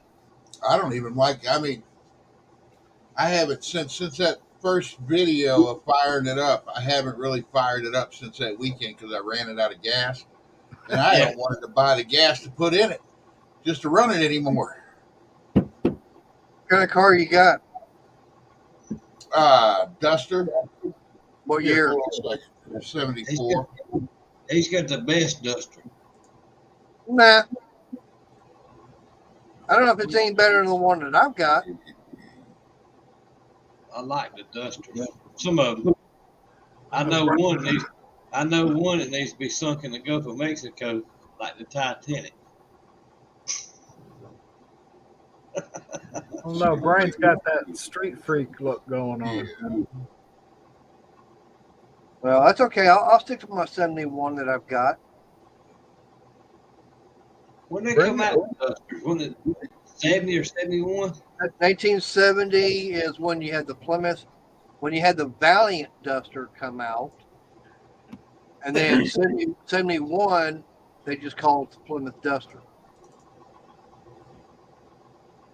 Yeah, I think that's 71, the body style I really like. Well, Well, my buddy had a 74, and on the title it said Valiant Duster. Yeah. Now That- my title just says Duster. Well, the Duster is it was all based off Plymouth Valiant. That's why in 1970, when it was first brought out and everything, it said Valiant Duster on it. There you go. That's Yep. Yeah. mine. Yeah, And- I and like same, that. you got same body style they had. I mean, it's What's your tail lights look like?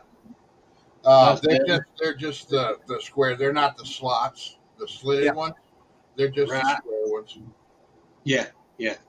see, that's what I've got on mine is the 2 slots. Yeah, I like the front ends on these better with the. You can't really tell because mine ain't got no goddamn bumper or hood on it, but they just got. I like the hoods on these better than the I old know where ones. one of these cars is, and I probably could have got it, but the only problem is a tree fell on top of it. And it's just a body, but the rest of the car is solid. The top is just caved in the center of it. That's easy to fix. Yeah, that picture there's right after the day after No Name Nationals. I pushed it out, and then Scott and Dizzy Izzy came over, and I had them help me push it back in because I was too tired from pushing it out. What motor you got in that? 360. That's plenty. That's plenty for that right there. Let me. The 2 4 barrels you got on that? Huh? Is that 2 4 barrels you got? Yeah, hold on just a second. I'll get another picture of the. See if I can find a good one. No, Eli, that old BMW used to be your dad's. I had a 302 in it that he never could get running because of the electronics. Now, you do a 302 swap in a BMW, you need to know what you're doing with the computers and all that good stuff. Unless Yep. you use a 302 to go to points type distributor. Oh, Yeah, no. good. And that was my son's project a while back. Ended up taking up space, and he just told it to get rid of it because it was. There's not a whole lot of people around here with a lot of knowledge for doing stuff like that. Right. I mean, it'd have been a nice car. I'd like to see that come alive, though. That 302 to BMW, probably. Oh yeah. So you can get that distributor out and put one of these one wire distributors like I got in there and crank it up about 3 seconds. I should have had you come over and fix it for me. Yeah. Where's it at? He sold it a couple years back. It probably 5 or 6 years ago now because it was before I got the second Valiant. Mm. He had it parked on the side where I got the concrete pad now. I won't say it was a waste of money, but he ended up he got out of it what he put into it. So Oh yeah. Yeah, don't tell Ollie.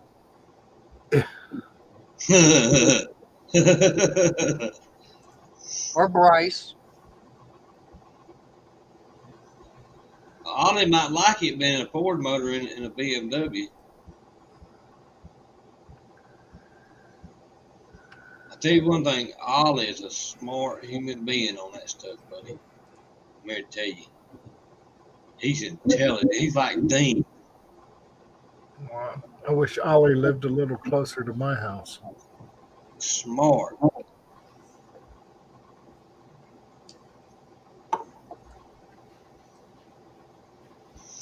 Well, I know the guy next to me, he'd probably like my Duster. 71 numbers matching. Well, bring it to No Name. Give him a call out. Well, the only thing is the transmission sitting back over here in my other garage got the engine in it. Well, then they're not. It's not numbers matching right now. Yeah, it is, because that transmission It's not in it. is what came out of the car. The engine sitting in the other garage is what came out of it from the factory. It's nothing matching right now because you don't have them in the car. No, I don't have them in the car, but Oh they yeah, the serial number and all that matches. yeah, I like them purple valve covers, Brian. yeah. That throws the flat black paint job. Yeah, It just makes it right there. yeah. That purple with the aluminum. Man, that's sharp right there. I got the those carburetors. They're the 660 center squirter carburetors. Ooh, Those things are crazy. They don't have no secondaries. Everything when you turn that butterfly, all four of them barrels open. oh yeah. You're Yep. pretty well all or nothing with them carburetors. They Yep. ain't for the street.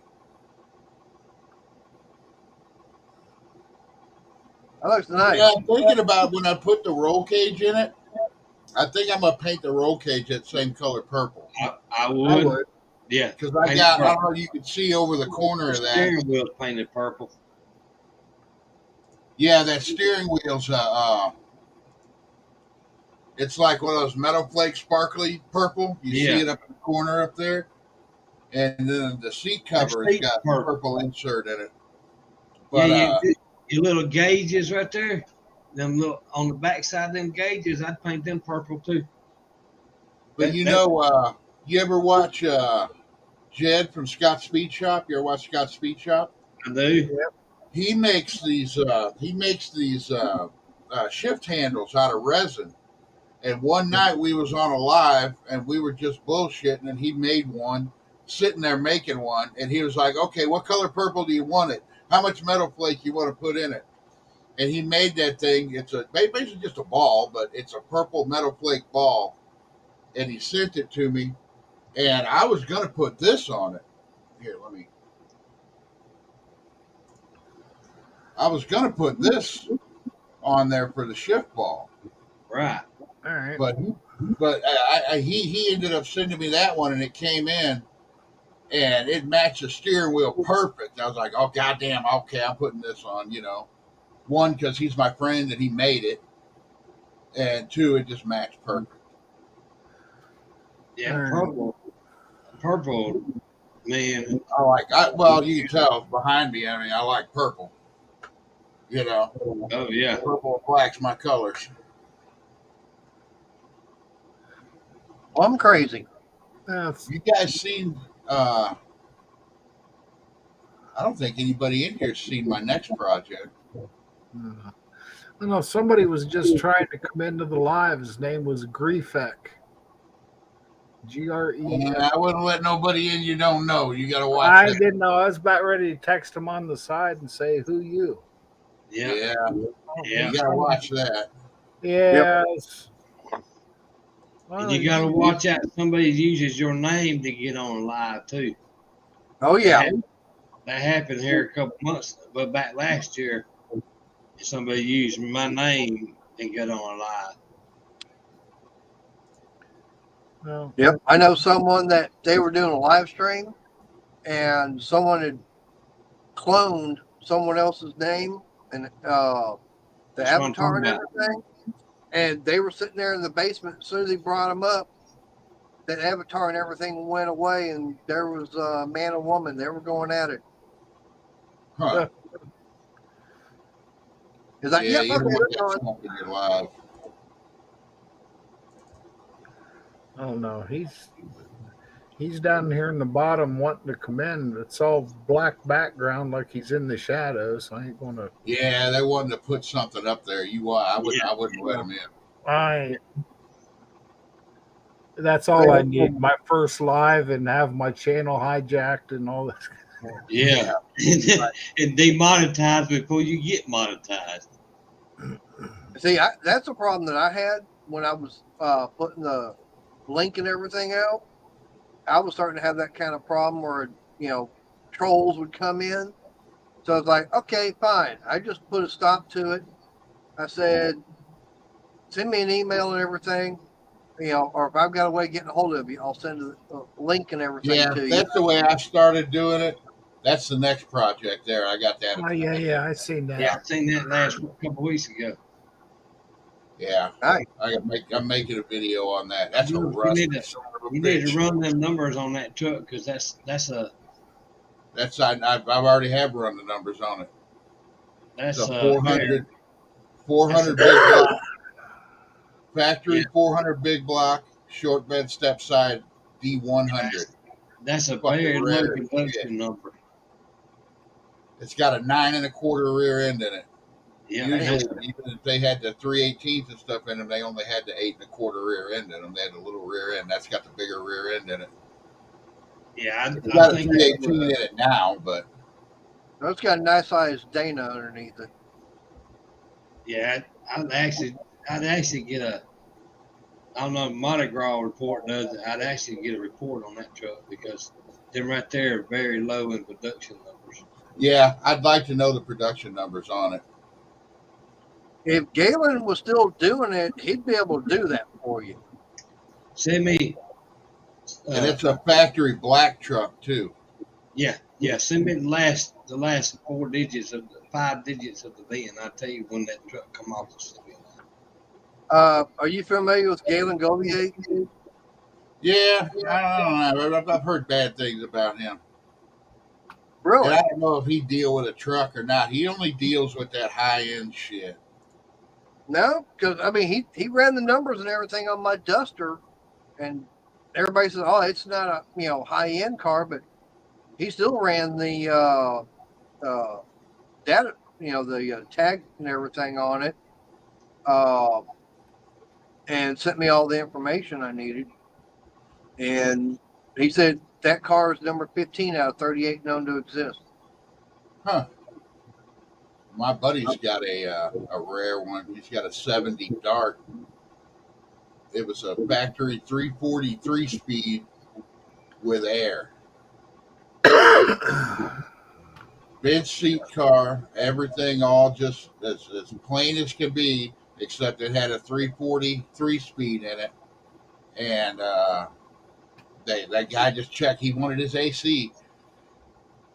But yeah, and he's got the numbers matching motor in it.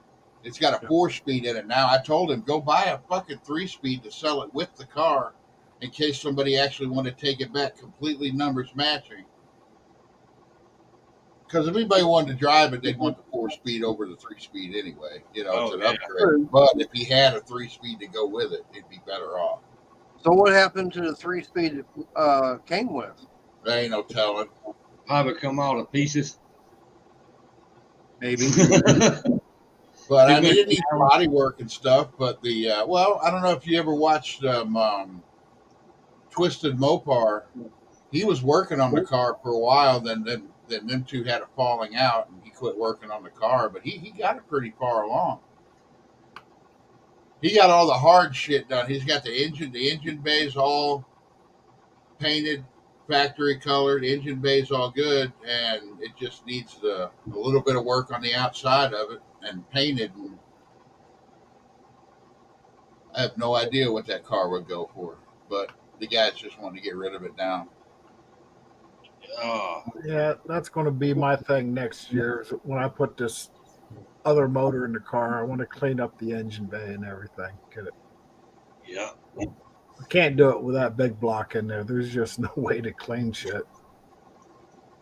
That and it blows oil here, there, and everywhere. Yeah, I started to do my firewall and Thunderbird. It's a Thunderbird, and sooner or later, that motor there would probably be in a Mustang somewhere.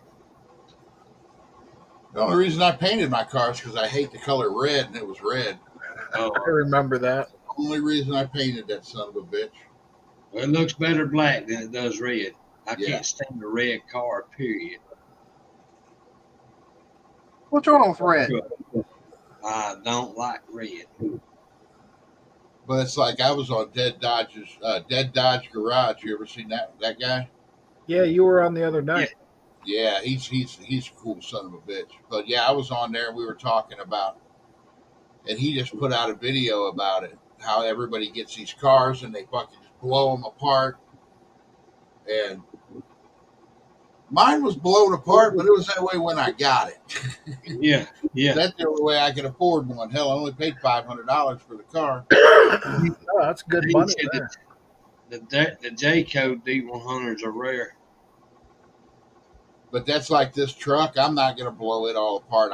Just going to go in stages with it. I'm going to get it running and driving, have fun with it, then just do a little bit at a time, and Yeah, no sense in taking it all apart.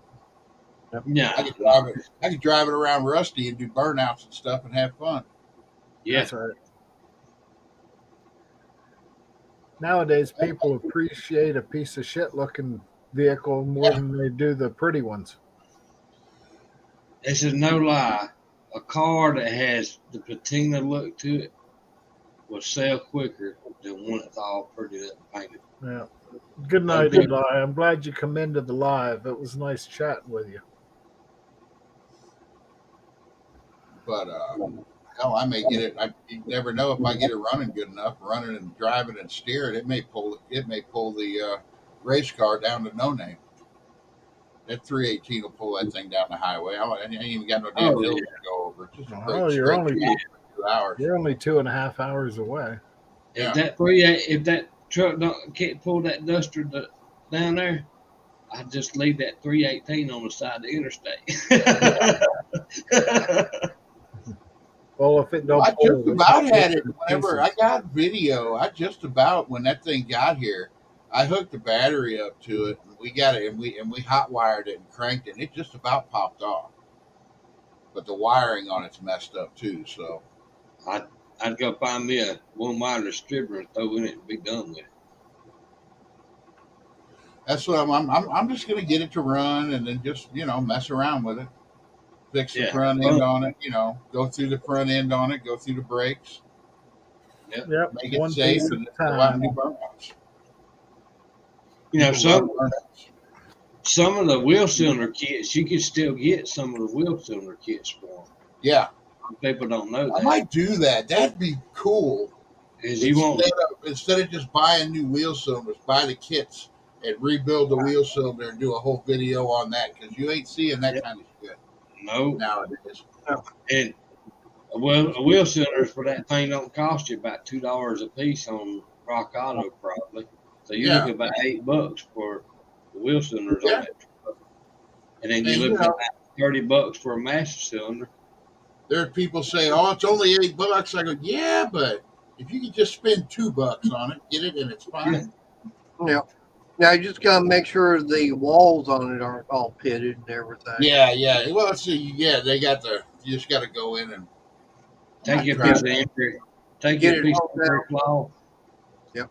Go back and forth and clean the crap out of it. I mean, hell, if I do screw them up somehow, it's $8 to replace them. What the hell, But it would be cooler to rebuild them. They got front caliper rebuild kits too. I might try that too. Just rebuild them. Yeah. Yep. Calipers are easy to rebuild. Go as cheap as I can on the truck. And you believe it or not, the master cylinder is really not that. Actually, a master cylinder is pretty easy to build. Yeah. It's simple.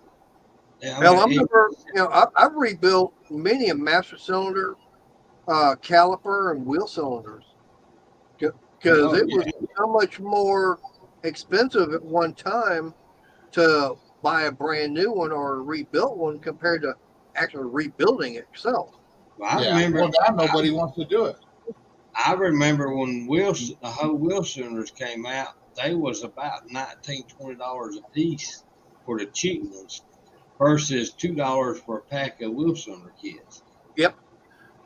And I remember buying them wheel cylinder kits, and my dad telling me to take a piece of emery cloth and clean the crap out of them, and spray them down, clean them out, and spray them with WD-40, put the basket together, and put it on the car. I think my dad's still got one of those, the small stone hones. Yeah, the small one where you can hone them out. Yep. I think he's still got one. Stones are about that big. Mm-hmm. Yep.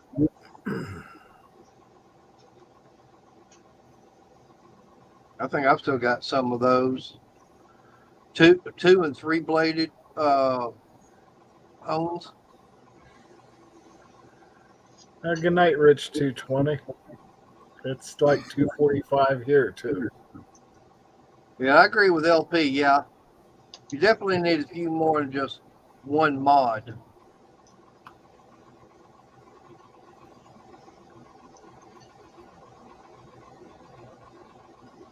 Because if you're going to be doing a lot of, the StreamYard stuff, having more than one mod on your channel is always a good thing.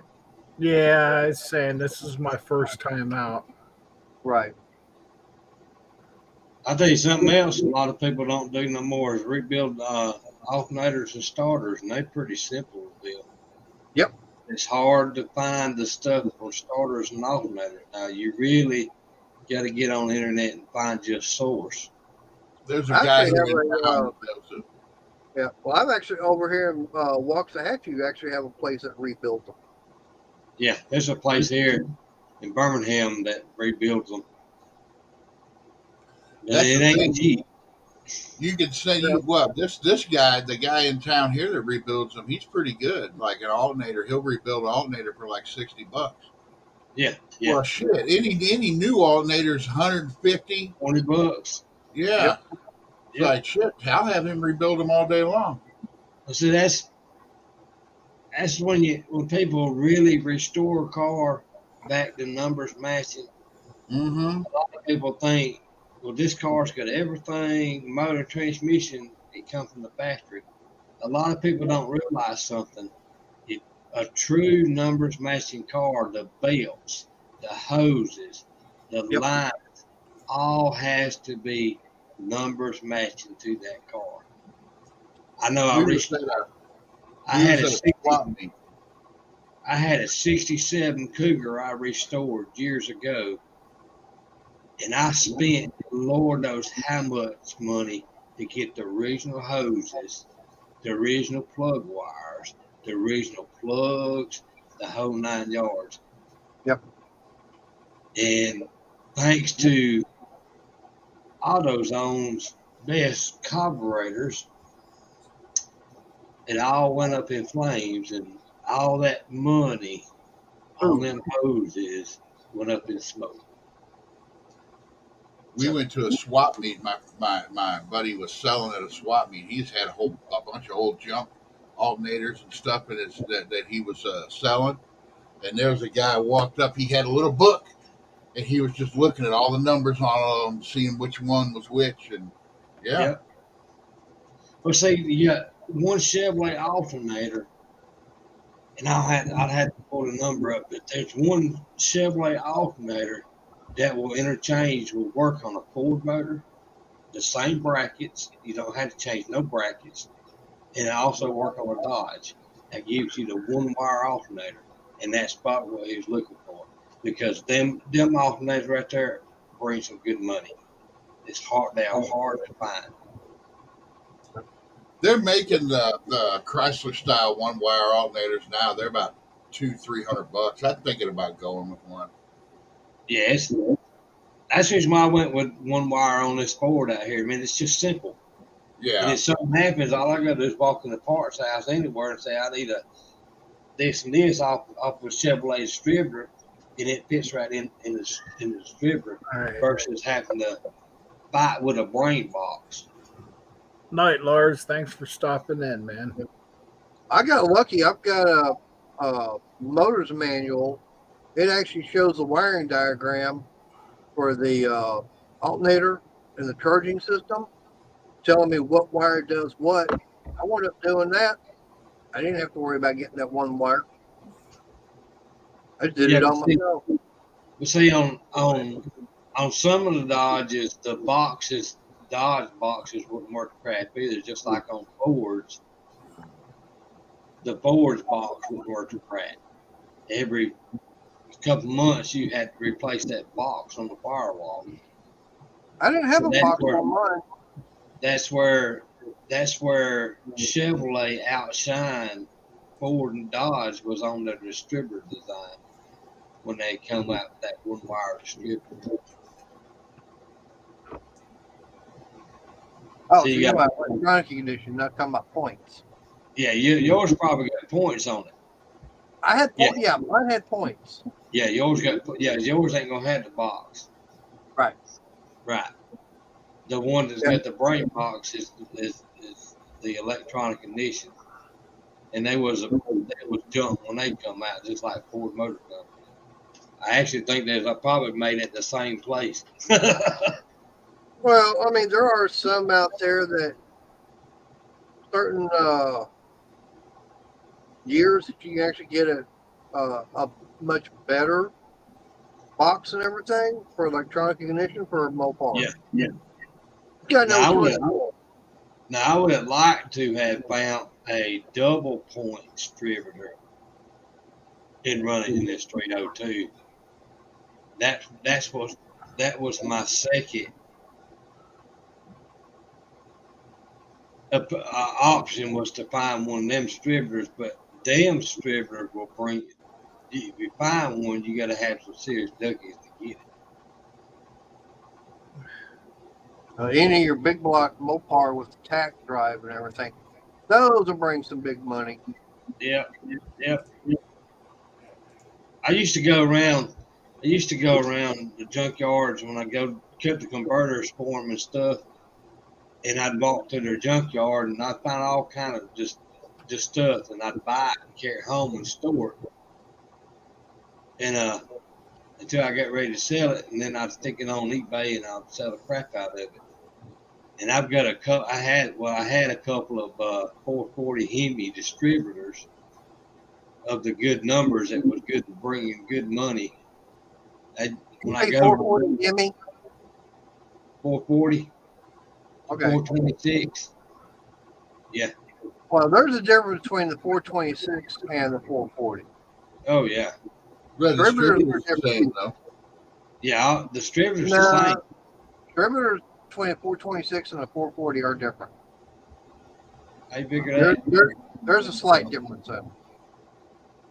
Not much, but there's a slight difference. I don't think so. Well, I know you got to see the numbers matching. Right. See, when you got a part here that everybody wants, and you got this guy over here is building this car, and you got this, hey, I like that. That looks like my wife's old car.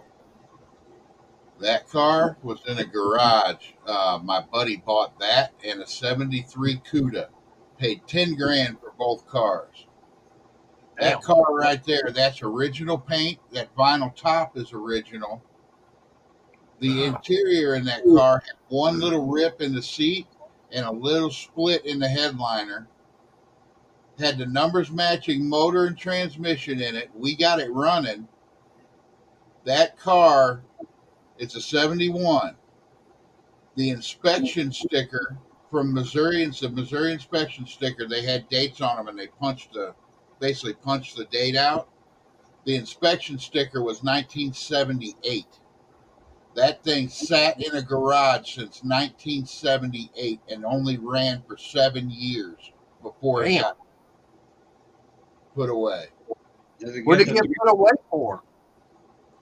It had some damage on the front. We had to replace the bumper, and that the front fender was damaged.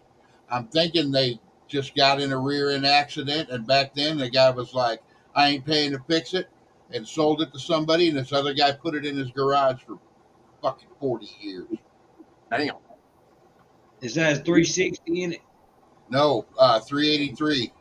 That's a Roadrunner. Roadrunner. Being 71, that should have been a 400. No, 71's 383, 72's 400. 72's when they went to 400. 71 was the last year you could get the Hemi. Yeah, actually 72. But if you were lucky in early 72, you could have gotten the Hemi. That car, he sold that car way too cheap. He sold that car for $12,500. Damn. Oh. Now And that was a nice car. We got it. We got it running and drive. I got my early videos. They look like shit, but I got videos on that car. Yeah, it looks like my wife's car when she was a teenager. I'm talking about the spitting image of it. Well, I had Well, I'm getting my car back. My first car was a 71 Satellite. Basically the same car, just without Yeah. the same trim. Yeah. But we was at No Name Nationals last year, and I was talking to Ryan Barsness, and I was talking about my old car, and it was gold. It was a Satellite. He's like, "Oh, me and Dad just picked up a gold 71 Satellite out of Illinois." I was like, "Really?" And he started telling me about the car and all this shit, and I was like, "You got to give me a picture of that car right now." Yeah. He has the car I took my driver's test in. No shit. And I'm getting it back from him. He's selling it back to me for $1,500. I've already given him some money down on it. Good I just deal. got to spend all my money on all this other shit, getting this car ready for No Name and everything. I can't finish paying him off right now, but I will. I'm gonna get it back. I'm gonna make a driver out of it. There you go. I've always liked them. A lot of people don't like them, but I always liked them right there. And the side lights, those are pretty cool little cars. Oh, your And Belvedere, Satellite, Roadrunner, GTX, And Superbird. the two door, what they call the Newports. Yep. Price Yeah. Newport. I like those. Those are pretty cool little cars. But like I said, right, you had your Belvedere. Now, the thing about it is that Plymouth, they had in 1970, you actually had 5 different cars. Basically, it's the same body and everything, just different name. You had your Belvedere, you had Satellite, you had your Roadrunner, GTX, Superbird.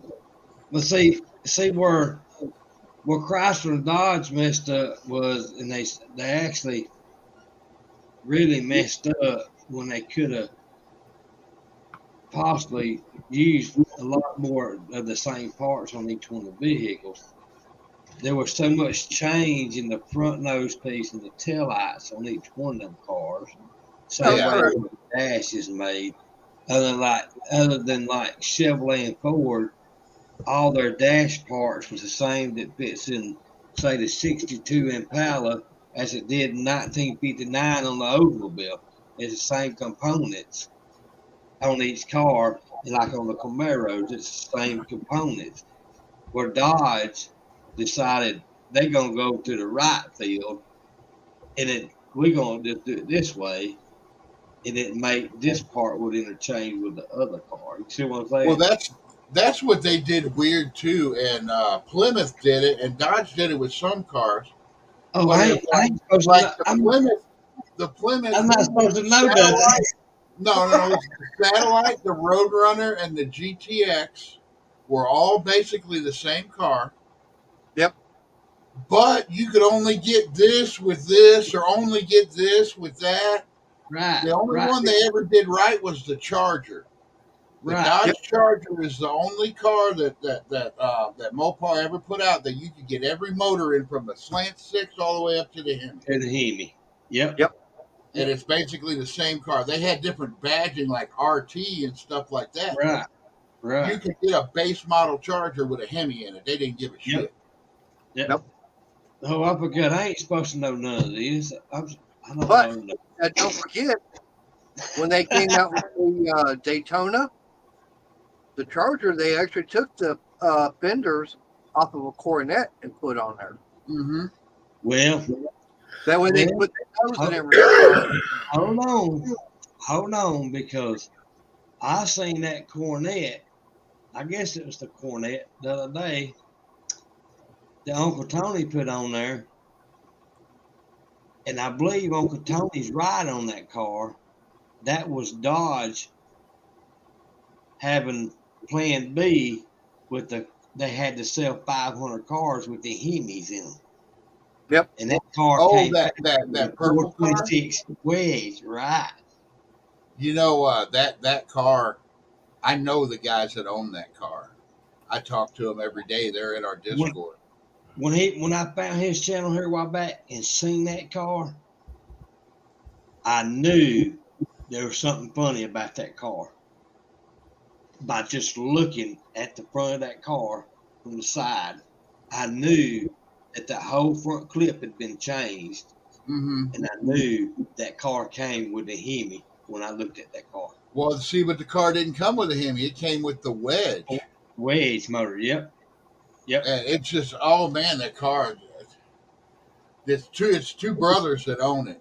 They're gonna end up now with Tony bringing it out in because they just got a little bitty channel. They just got a couple thousand subscribers, but now Tony bringing that out, they're selling that car. Hell, I would too.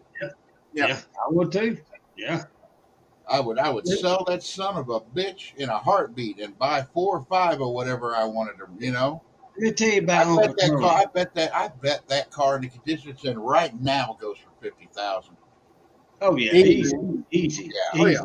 If not more. But now you're talking about Dodge has to make 500 cars. The only reason they did that is because of the NASCAR rule. Right. Yeah.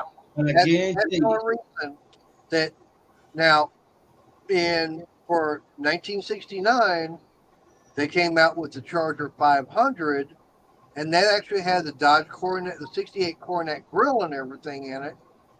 And they came out with that. You had the 69 Charger, but you have 69 Charger 500. Mm-hmm. And the reason they call it 500 is that way, oh, well, we made 500 of them. That way it can meet the NASCAR requirement. And then that's when they also did the rear window made it all flush. And Chrysler was actually the first corporation to use a wind tunnel on the cars for NASCAR racing. Oh yeah, that's how they came up with the Superbirds and Daytonas. If them boys could come up with a 426 wedge and the right front clip for that car, I wouldn't even paint it. I'd put it back just like it came, and I guarantee you that car would probably fetch $130,000.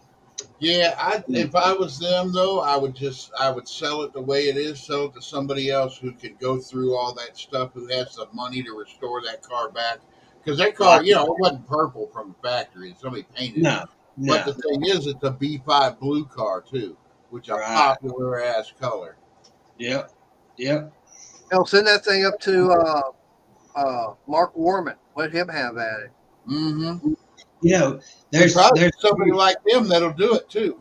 Somebody with that kind of money. There's a few channels that don't like Uncle Tony, but let me tell you about Uncle Tony. That is a very intelligent guy right there. He knows his stuff. Yep.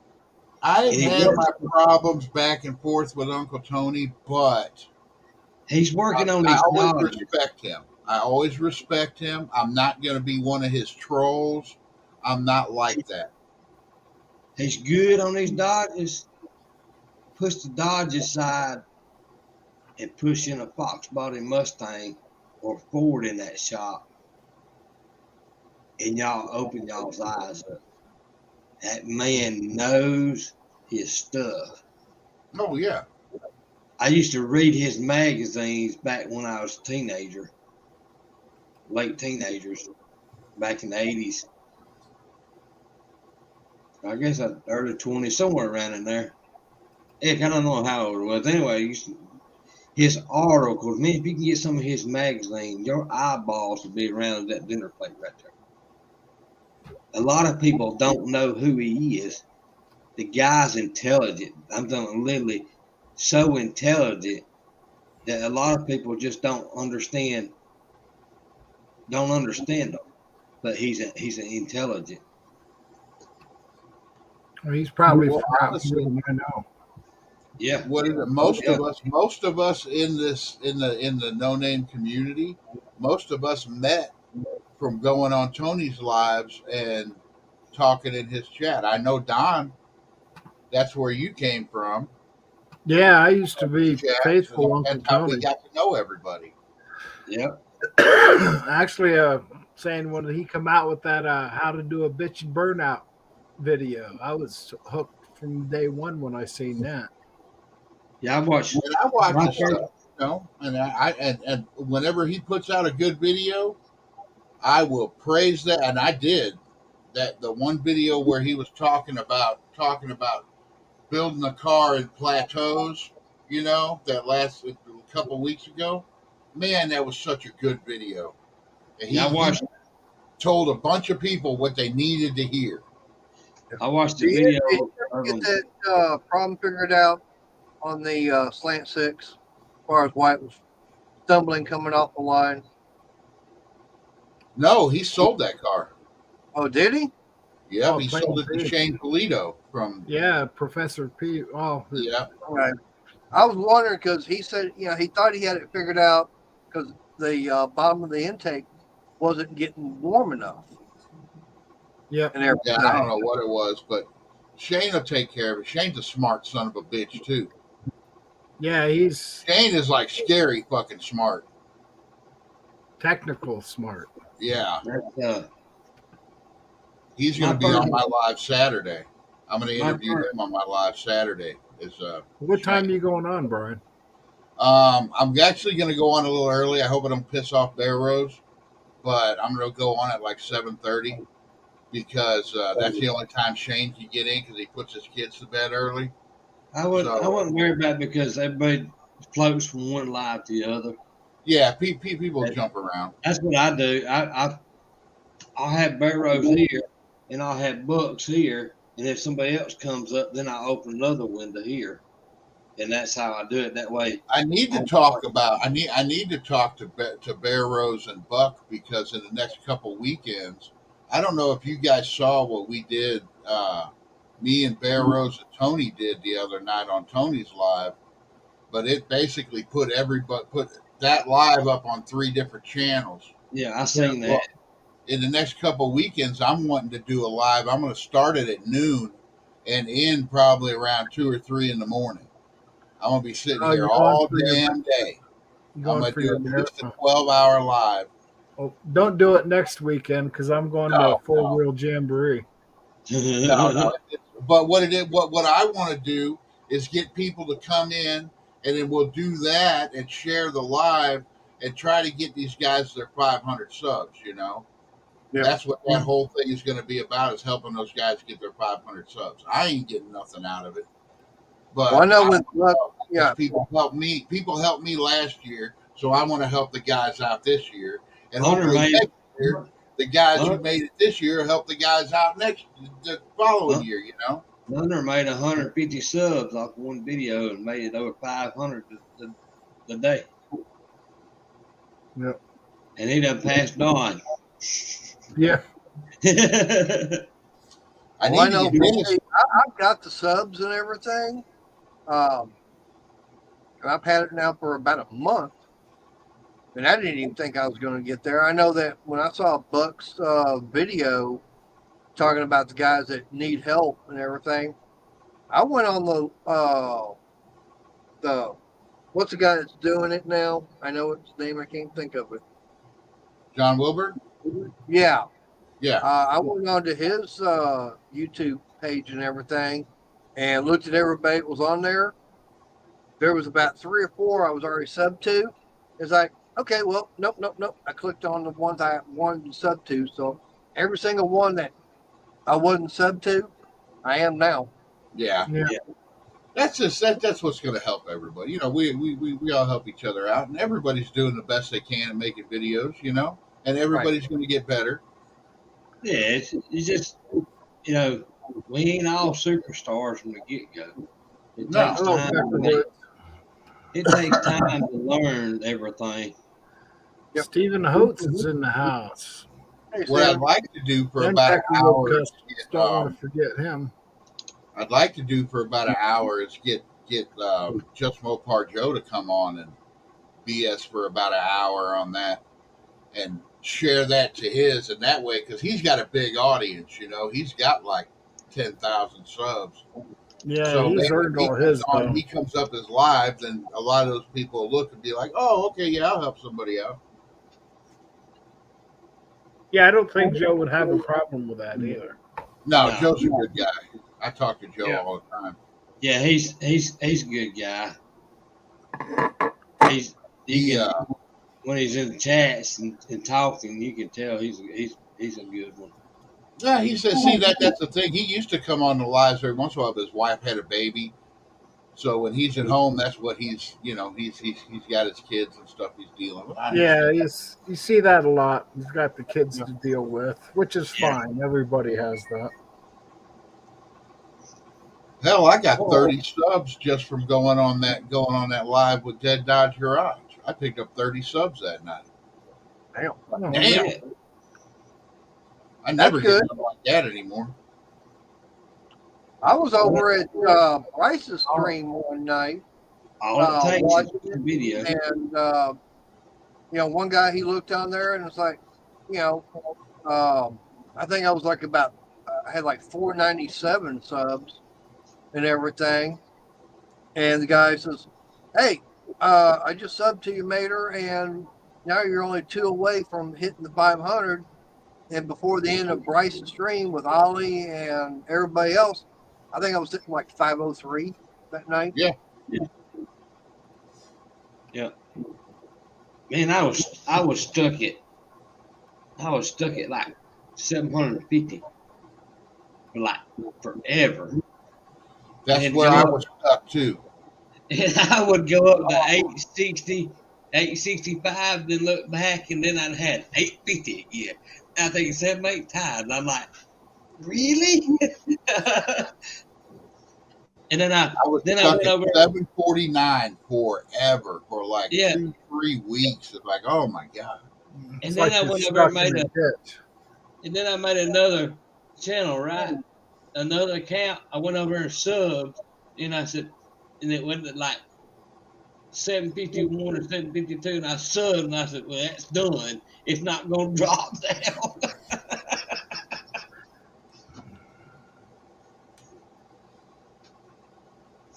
But we got some good people in this community.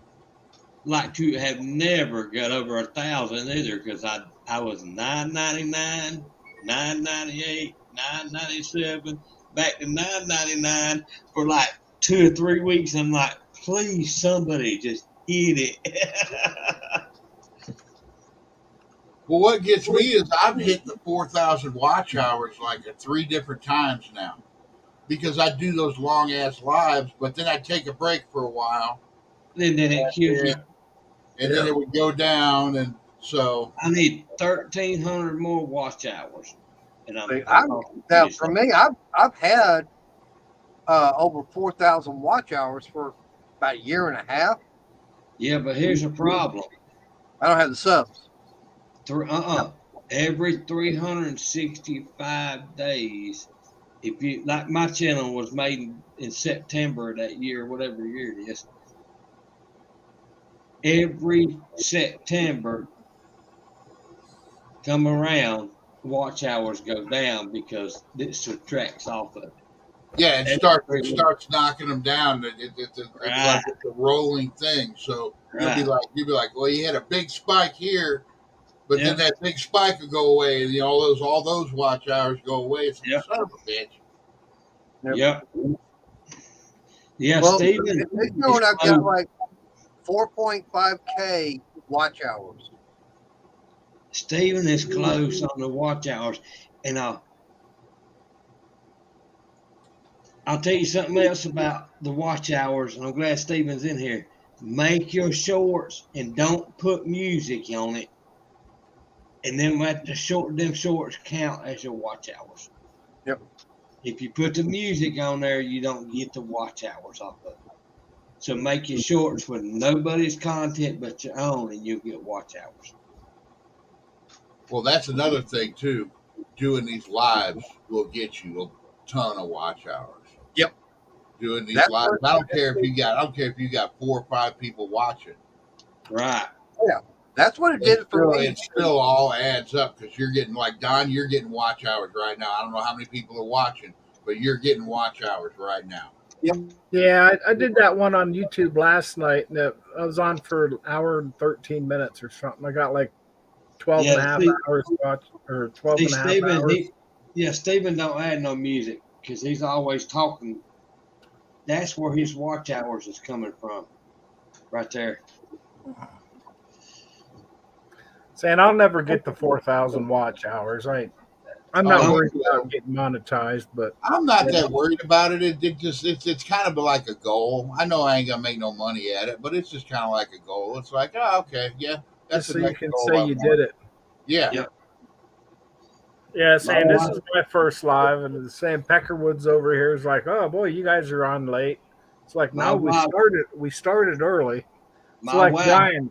It's real easy. Say, Brian, you get on your lives and you're on for 3-4 hours at a time. this is Yep. no joke. My wife had 400 watch hours, and 24 hours later, she had 400,000 watch hours. Mm. And boom, in one video, I'm talking about. I sit there and watch the subs coming in, and sit there and watch the What was she doing in this video? OnlyFans? No. one video. It Passion of the Christ movie. Yep. Just bits and pieces, and it shot to the moon. I'm talking literally to the moon. I was like, yep, done past me. Ain't no sense in me continue on. Car stuff is hard to get.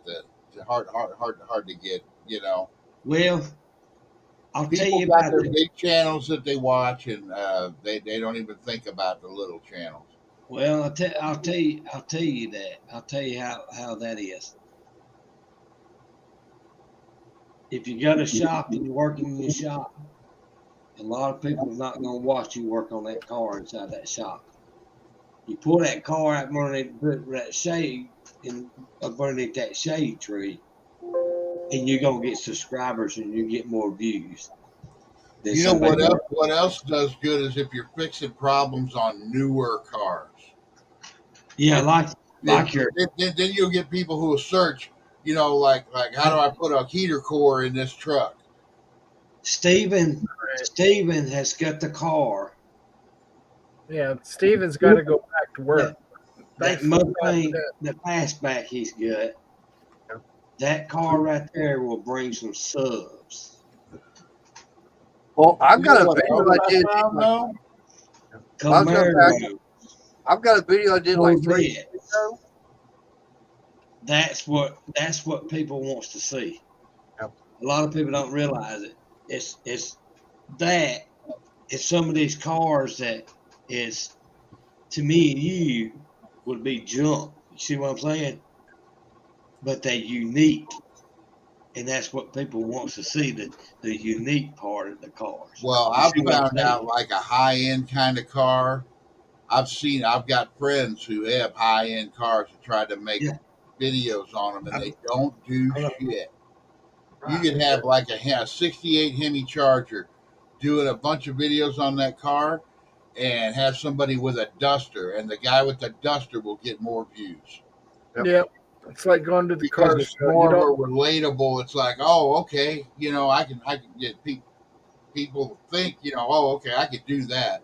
I'm never going to have a Hemi Charger. I'm never going to have 100,000 or more to blow on a car. But that 318 Duster that guy's taking to the racetrack, oh yeah, I'll watch that all day long. yep. Yep. I was going to say, I've got a video I did about 3 weeks ago, and I just walked to my local Harbor Freight, and I was looking at the prices on the clearance they've got for U.S. General toolboxes. I just got my phone out and I started recording and everything, talking about it, and I showed the prices and everything.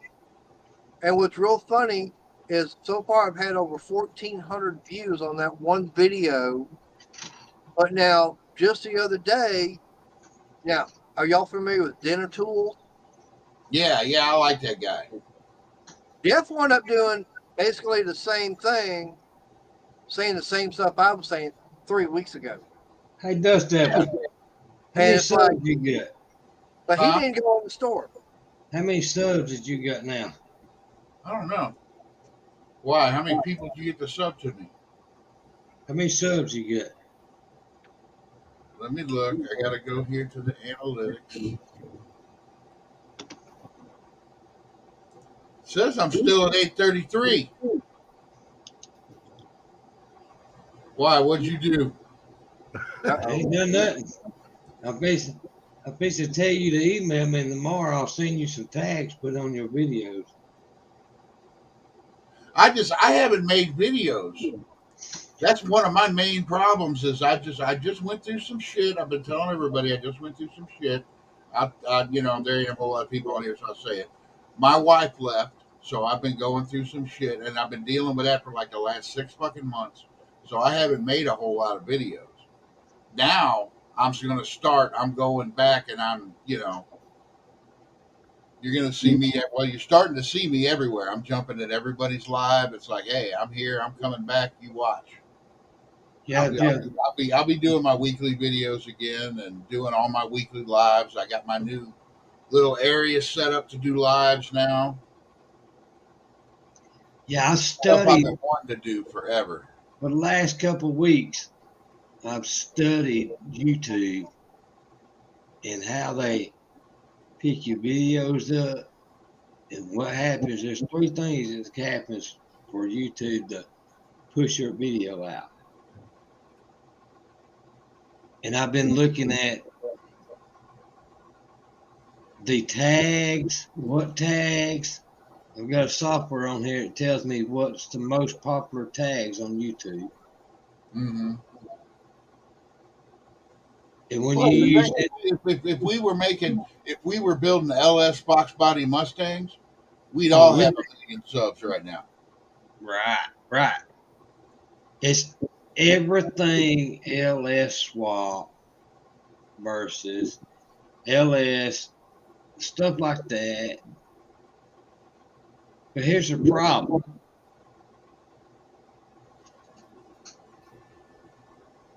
Mm-hmm. This right there, you gotta have this to be able to do something like that.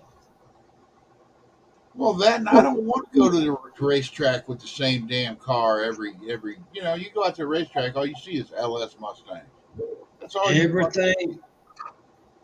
You go to the drag strip, and I guarantee you, if there's 100 Mustang Fox buyers there, I guarantee you 97 is going to have a LS in it. Because I tell you why. It's cheaper to take a LS, drop it in there, throw a turbo on it, and get 600 horses right out the gate. Yeah. That's the cheapest that you can go with buying a horsepower. Yep. I like standing out. You just saw my car. Obviously, I like standing out. Right. Yep. Actually, I started to put a LS in this Thunder Chicken. Thunder Chicken. I love it. The only reason why I did not do that was I don't have the time to put it in there right. And if I did, I'd gut the whole car out. I almost wish that Ford would make a motor that would stand you got the Coyote motor and all that, but those didn't come out in productions like the LS did. And the thing is, though, now that 5.7 Hemi, those vehicles that started out with those are just now getting into the junkyards, and you're going to see a lot more 5.7 Hemi stuff. Right. But I don't know what Ford did during that time, but it's the Coyote, which is odd, but to me, I'd rather have a 429 than stroke it and be just as happy with that 429. I'd rather have a 302 Pinto than anything with an LS motor in it. Yeah, I'll tell you that right now. I'd rather have. That'd be a lot of fun right there. I like the Coyotes. The problem is there's too many problems with them. There's too many problems with the transmission. Just like the Chevrolet, just like the LSs, the transmissions. There's too many problems with the transmission. And just like the Hemis, the newer Hemis, it's because That's the thing, though. That new Hemi, An old That's what school everybody wants. 727 and an old school 727 will pull right up to that son of a bitch. Yep. I'd rather if I'm gonna have a Hemi, I want a 426 Hemi back in the 60s. Well, yeah, but who's going to afford $25,000 for a motor? Yeah, that's what I want. Well, you could do that, but the only thing is, it's already been proven that you can do more to a 440 cheaper and get more horsepower out of it than the 426 Hemi. Yeah, but if you do all the yeah. same stuff to the 426 Hemi, it's up the head son of a bitch. It That's- just costs that's- money. It just costs money. Right.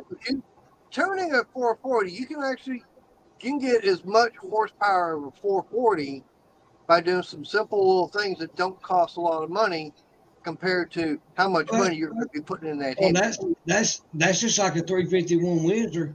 I can take a 351 Windsor. I've got one that struck that to a 408, but I could actually take that motor and struck it to a 427, and it's equaled out to a 427 Ford. I'm talking about stock bore, stock I know. stroke, and everything. I'm not talking about put a different crank or anything like that. ASO, you're a Ford guy. My machinist, listen to this story. My machinist has a race car with a Boss 429 in it.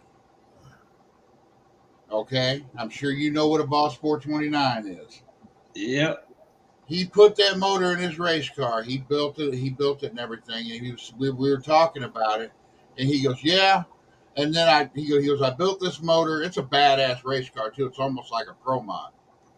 He goes, I built this motor and everything, and I like the looks of the motor so much. He goes, I got a coupe that I'm, turning into a cruiser. He goes, I just pulled all the stuff off the shelf to build a 429 for it too. What the hell? How many 429s he got? He just had, I was like, he just had the shit laying around to do it, but he did, just because he's been doing shit forever. When I was 18 years old, my brother, I went and looked at this Mustang one time, and it didn't even dawn on me what it was. I was 18, 19 years old. I told the guys I'll be back. My brother went over there behind my back and brought it. He brought it home, and I wound up buying it for my brother. And I pulled the motor out, and my dad come out there, and he says, you know what that is, don't you? I said, it's just a big block Ford. He says, no, that's just not no bleak block. And I was like, what? And then he told me what it was, and I said, how you know that? He said, look at that valley pan. The valley pans are different in the 429 Boss engine than it is in a regular 429. And I think guy, those Mustangs like you got behind you there, I think those Mustangs, those are going to start coming around. That's going to be my next one. I think people are going to start seeing those because, yeah, they look like a Pinto, but goddamn, they were cool. They were cool back in the fucking day. And that's when Dodge wasn't doing shit. That's when I took that motor out, my dad went down to the parts house to get some parts. And my dad was telling the guy on the parts house about it. And he says, really? He says, I got a number you need to call.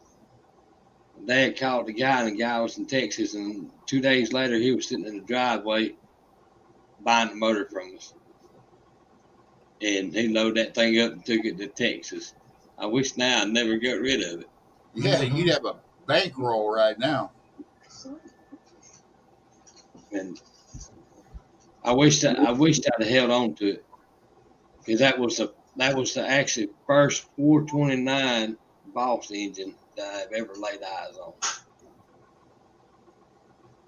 And I was like, yeah. Man, some of the shit I could have had when I was younger.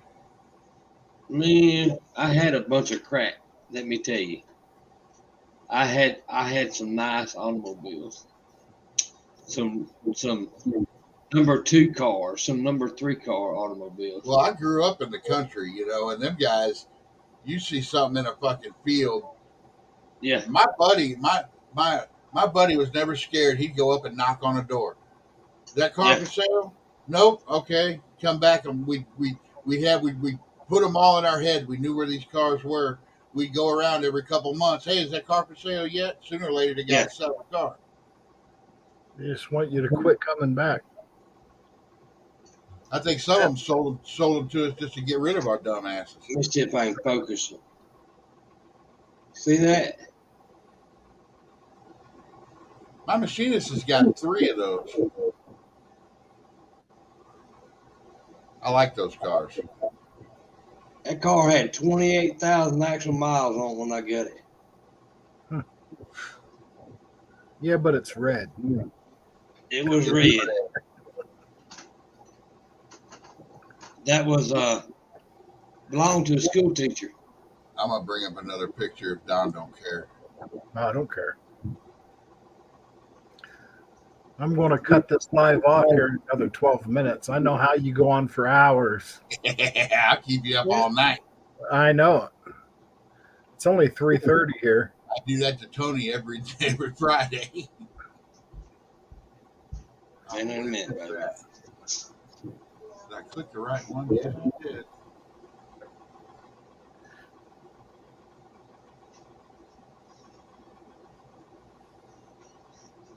I gotta go back through my Facebook pictures. Come on.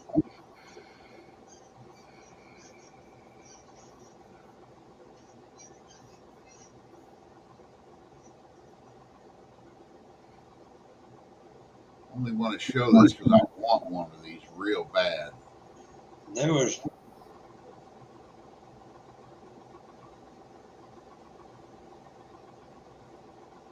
that's from my 2 Mustangs.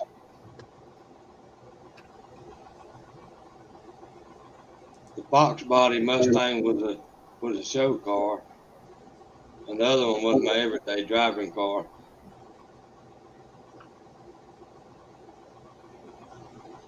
And that's the 70 model. That's the 70 model Mustang I was restoring. Shouldn't say we restoring, I was just redoing it.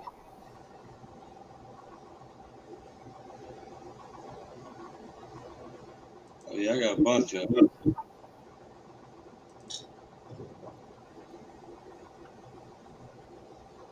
Let's see.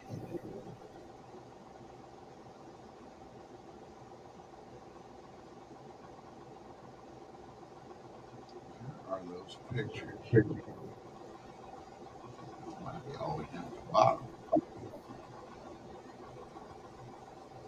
Yeah, that's the back. I forgot I had them on there. That's the back of the 66. That had a 289 in it, but I put a 289 hypo in it. I had. I think that's it. Damn it. And then a buddy of mine had that. It had the 429 in it. What year is that? 72, I think. Now, the headlights go this way or this way? Or the park lights? 72. Yeah. I'll be right back.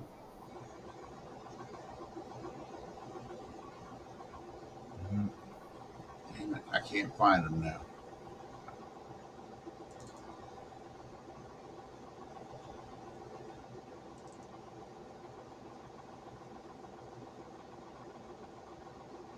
Let's see.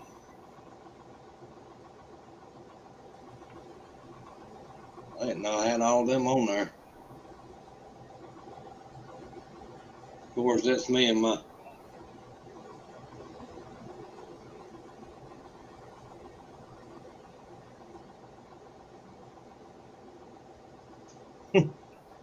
Y'all know what that is, don't you? I don't know, but you ought to wear the suit to No Name Nationals. Huh? Can't see you, Don. There we go. I'm going to say, I don't know what it was, but you ought to wear that suit to No Name Nationals. Let's see. Hold on a minute. Oh, damn, I can't find them. That sucks. I need to get them saved in a better spot. You talking about that?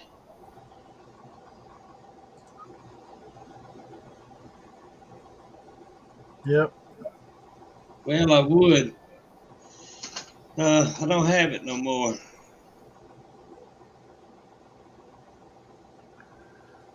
It was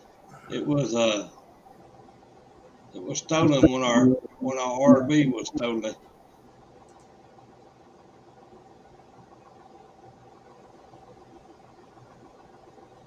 I looked at some other pictures.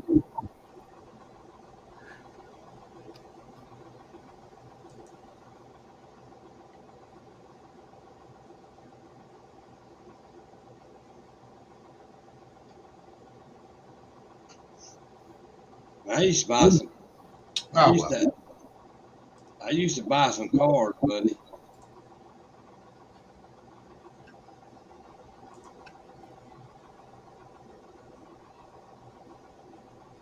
That was one of mine.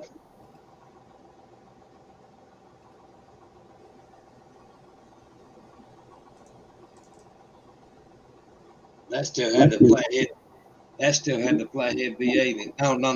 That had the 302 in it. The other one I had, it still had the flathead V8.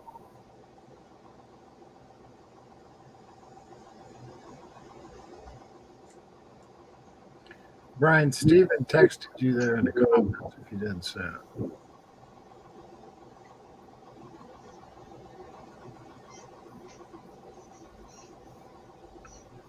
No, I haven't seen that.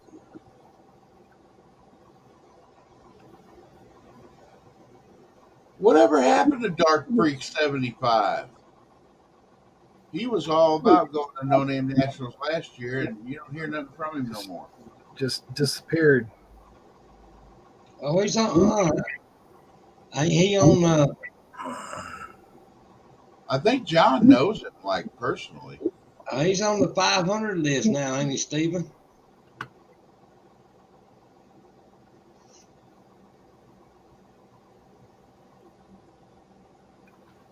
Bert got in the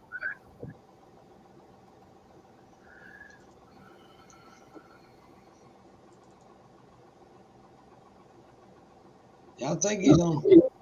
Yeah, he's on the 500 list. Where's he at? On the very bottom. It's not a good place to be. Yeah, Dean, I'm going to shut this off in another 5 minutes or so. If he was on the contenders list that I wound up seeing, I'm subscribed to him. Yeah, he's the very last one. Well, that's the thing. If you want to get your 500 subs, you got to put out the content. You got to keep making content. Yep, it sure do. Yeah, you don't worry about how good it is or anything like that. Just make videos. You'll learn as you're making videos. You know. Yep. Just like anything else, you learn how to do stuff better. Yep, I see it. You got to put it out there, and once YouTube picks it up, and just like I explained to Hunter and Dakota, once you see YouTube's got one video, don't let off the gas, smash the gas, and keep on putting it out there. Because as soon as you got one go out there, and you put another one out there, YouTube's going to grab it right off the bat.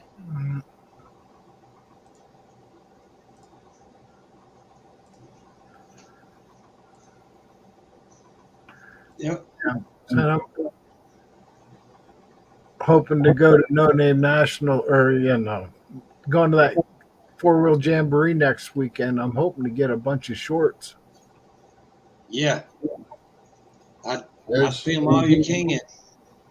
There's my car. That's the car I took my driver's test in. It got moved around from one barn to another for the last 30 years. Yeah.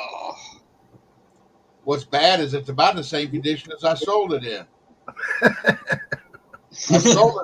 I sold it for $50. I'm having to pay $1,500 to get it back. Well, that's how That's bad. where it goes. That's called appreciation. Yeah. You was appreciating getting it back, so that's why you. Oh, I am. A lot of memories in that car. That's what happens when 17-year-old me paints a car with spray cans too. Oh, is that your That's paint probably, job? that's probably what saved it from rusting. You can see I sanded that front fender, and I was like, sanding's hard, so I just went and just fucking painted over the rest of the gold. I almost want to paint it back the original color. That gold is actually kind of nice. I hated it when I was younger, I'd flat black it. but I would like to go flat black with it too. Flat black it and make and do your bow covers yellow, your steering wheel yellow, just like you did the other one. Oh, you know what else though? I just thought about that. You know that destroyer gray, that gray color that looks like shiny gray primer. I don't like that color gray. I like it.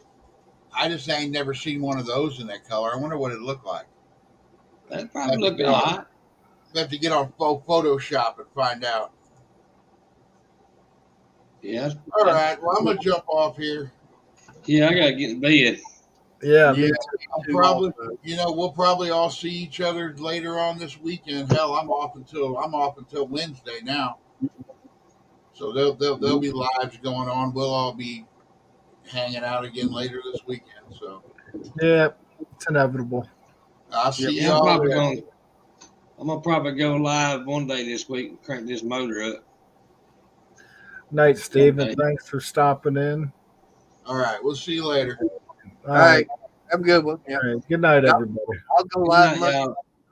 For me, it'll be Monday and Wednesday when I go live. My normal time. All right. I usually look for you when you're on. Yep. All right. I See try you to later. do I try to do 7. That way it's easy for everybody. Yeah. All right. I appreciate you having me up. Yep. We'll see you later, Mater. All right. See ya. Take Bye. it easy. Night, everybody. Thanks for stopping in.